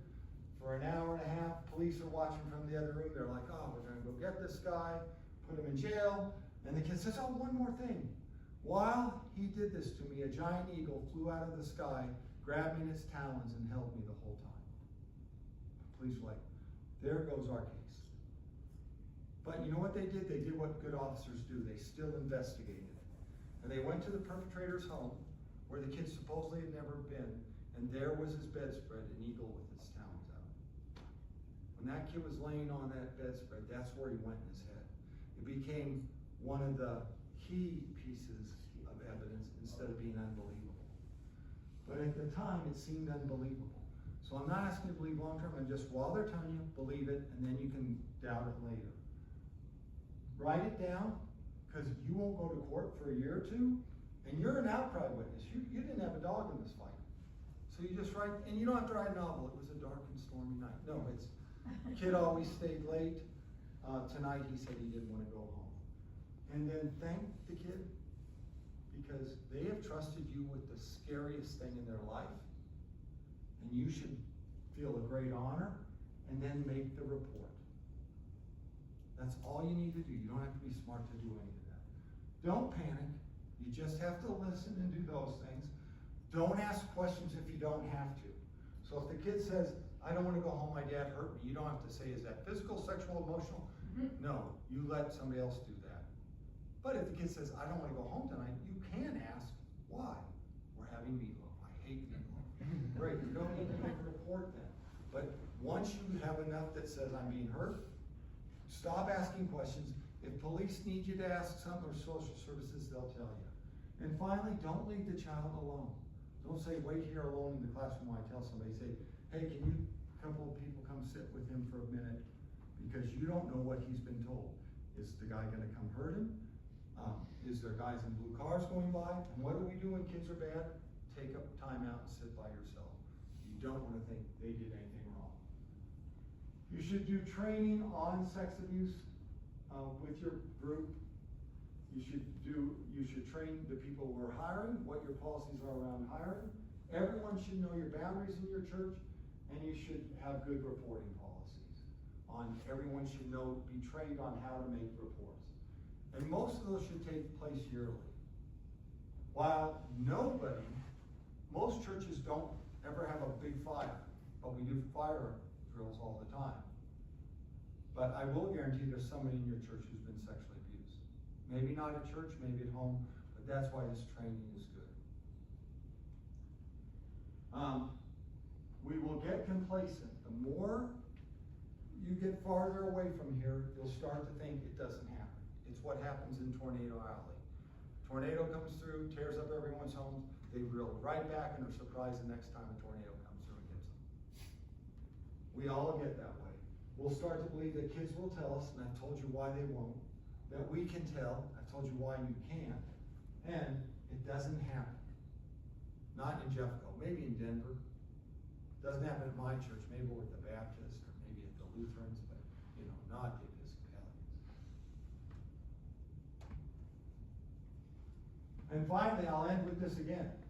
Perpetrators are the only one responsible. If tomorrow something happens in your church, it's not your fault, even if you had bad rules. It was the person who chose to do it. If you don't tell, you become an accomplice, if you knew about it. Finally, I end with this. We have a marble jar at all our sites.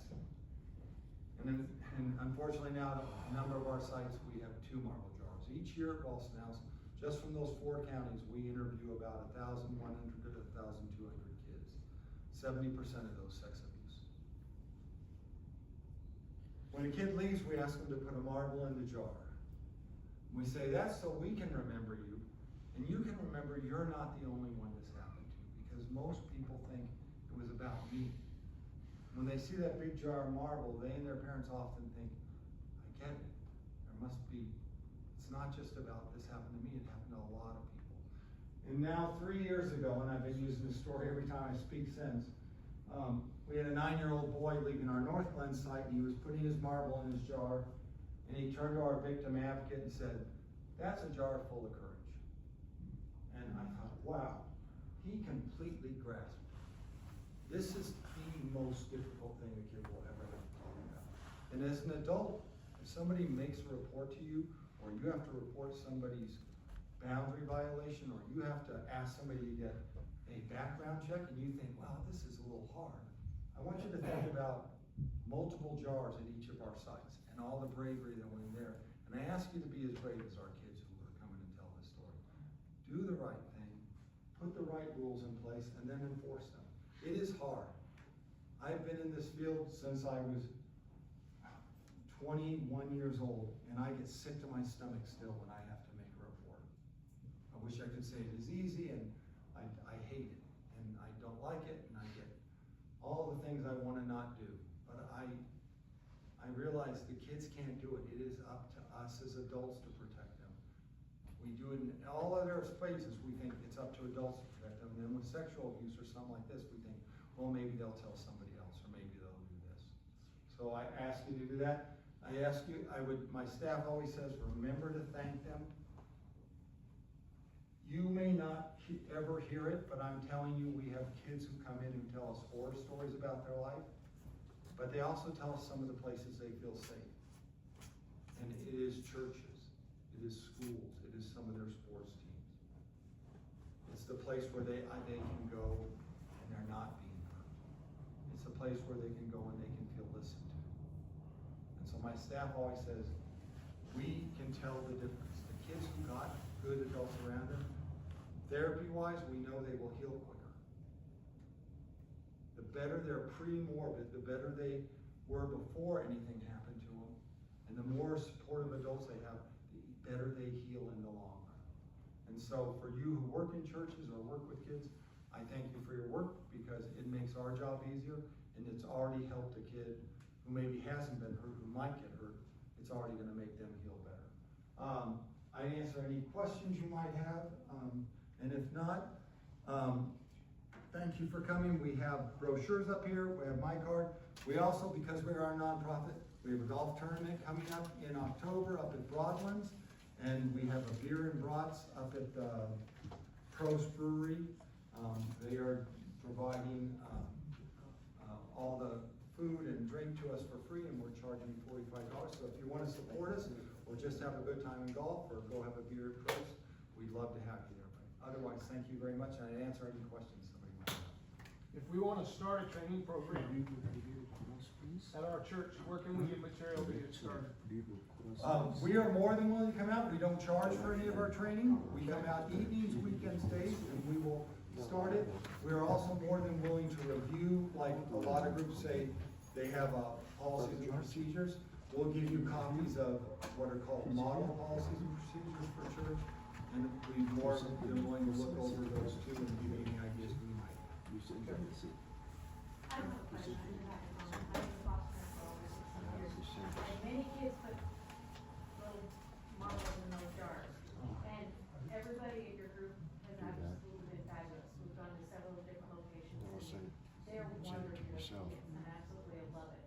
I do get frustrated with our system that you can't ask them questions, and I understand why, because it's an investigation, but they've been great. I will pass this on to the staff. So your group has been wonderful, so I thank you for that. Thank you. Anything else? Well, again, thank you for your work and thank you for coming.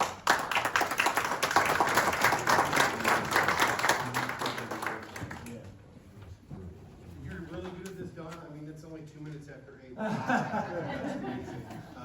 The sheriff has joined us. Again, if you have any questions for Don, for any of us at the sheriff's office, for Sheriff Marinelli herself, I just interject one additional thought. I had somebody tell me one time, I'm not on the worship team of my church. And he said, you are on the worship team of your church. Because if you're in the back quarter like that and you're actually worshiping, you impact the people around you to actually worship. Because everybody out there is in the worship team. You know what? Everybody in your congregation is on the security team. And one of the things I feel compelled about tonight is that everybody in your church is invested in children's safety. It is not just those persons that go through those training exercises and have their backgrounds checked. We are all watching out for our children, aren't we? So I just encourage you, take these things, because boy, it resonated with me, Don. I'm going to be looking out for our children's safety too, not just those persons that were trained in the church. Thank you guys again so much. Thank you all for coming here tonight. Look for this by September to be the first initial video catalog, and we'll get that information out to you. Feel free to contact me if you guys need anything. Thank you again.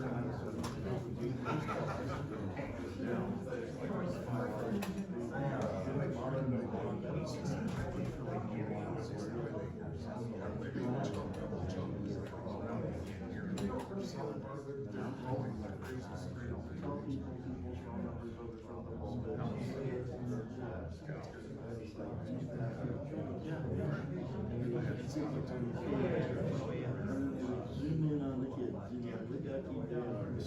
And I took some, like, you know, a lot different. I just want you to, why are we showing them to everybody? Well,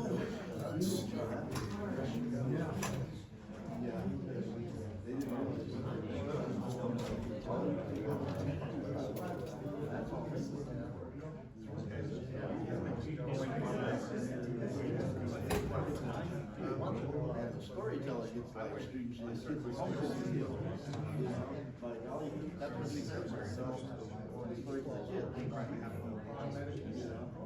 make sure I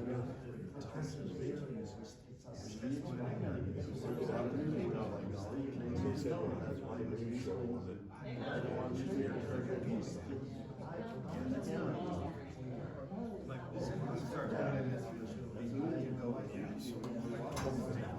kids going around. Not only do I enjoy and watch the sports, but get my in basketball or whatever, and if you have people that, like, oh, you know, appropriate. Right there.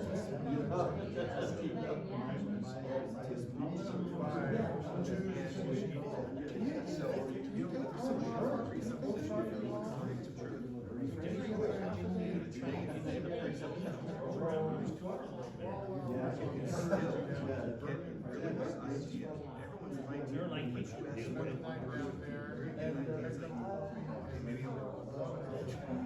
versus if you have a presupposition. She was realizing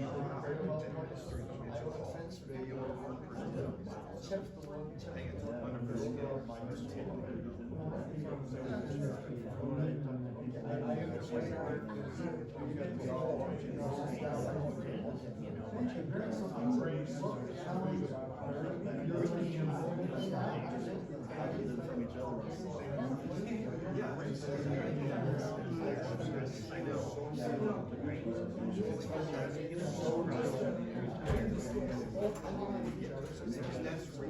We've been telling them all along.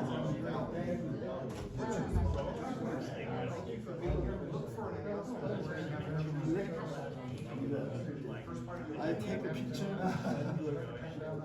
He gave me all of the material for my newspaper.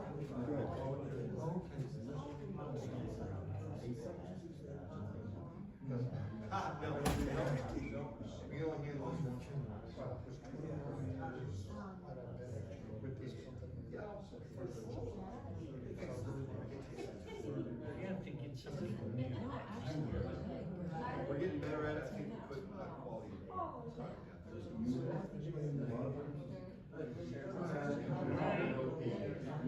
Greg, I got pictures over in our locker. Go over there and take pictures.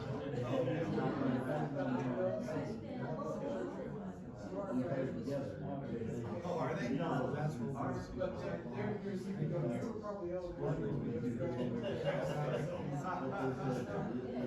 That's cool. Sometimes my, turns out my There's much longer, better.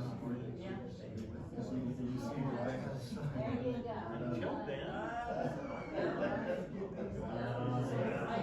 You got your names, you got your name for free.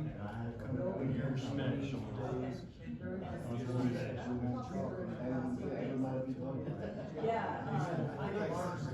nice.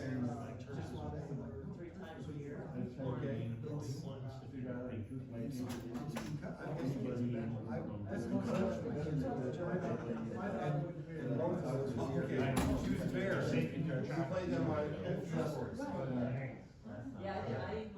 I've been over there a couple times. I did not play with us. My daughter Try not to do that. Time changes everything. Try not to do that. When she was younger, I threw, I You know, it's used Cause I didn't know how to use them. That's correct. Yeah, And make sure then you I use them ended in up, coach. she ended up coaching, I ended up Yeah, coaching. so nice to meet you. Austin and Adelaide, she and I coached. You know, you're the last Over the people. years because Moseley. I had coached other sports. And then she started playing. Never been a bad coach. So, but yeah, I You never know, really. really, yeah. Still,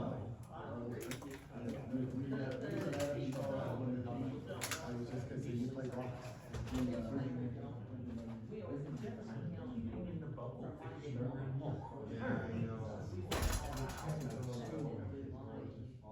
Thanks for being here tonight, sir. Yeah, no, it is, I fell in love with it, and had a son that We played. had the, But yeah, I love, I corner. so much. So, you know, I was the only one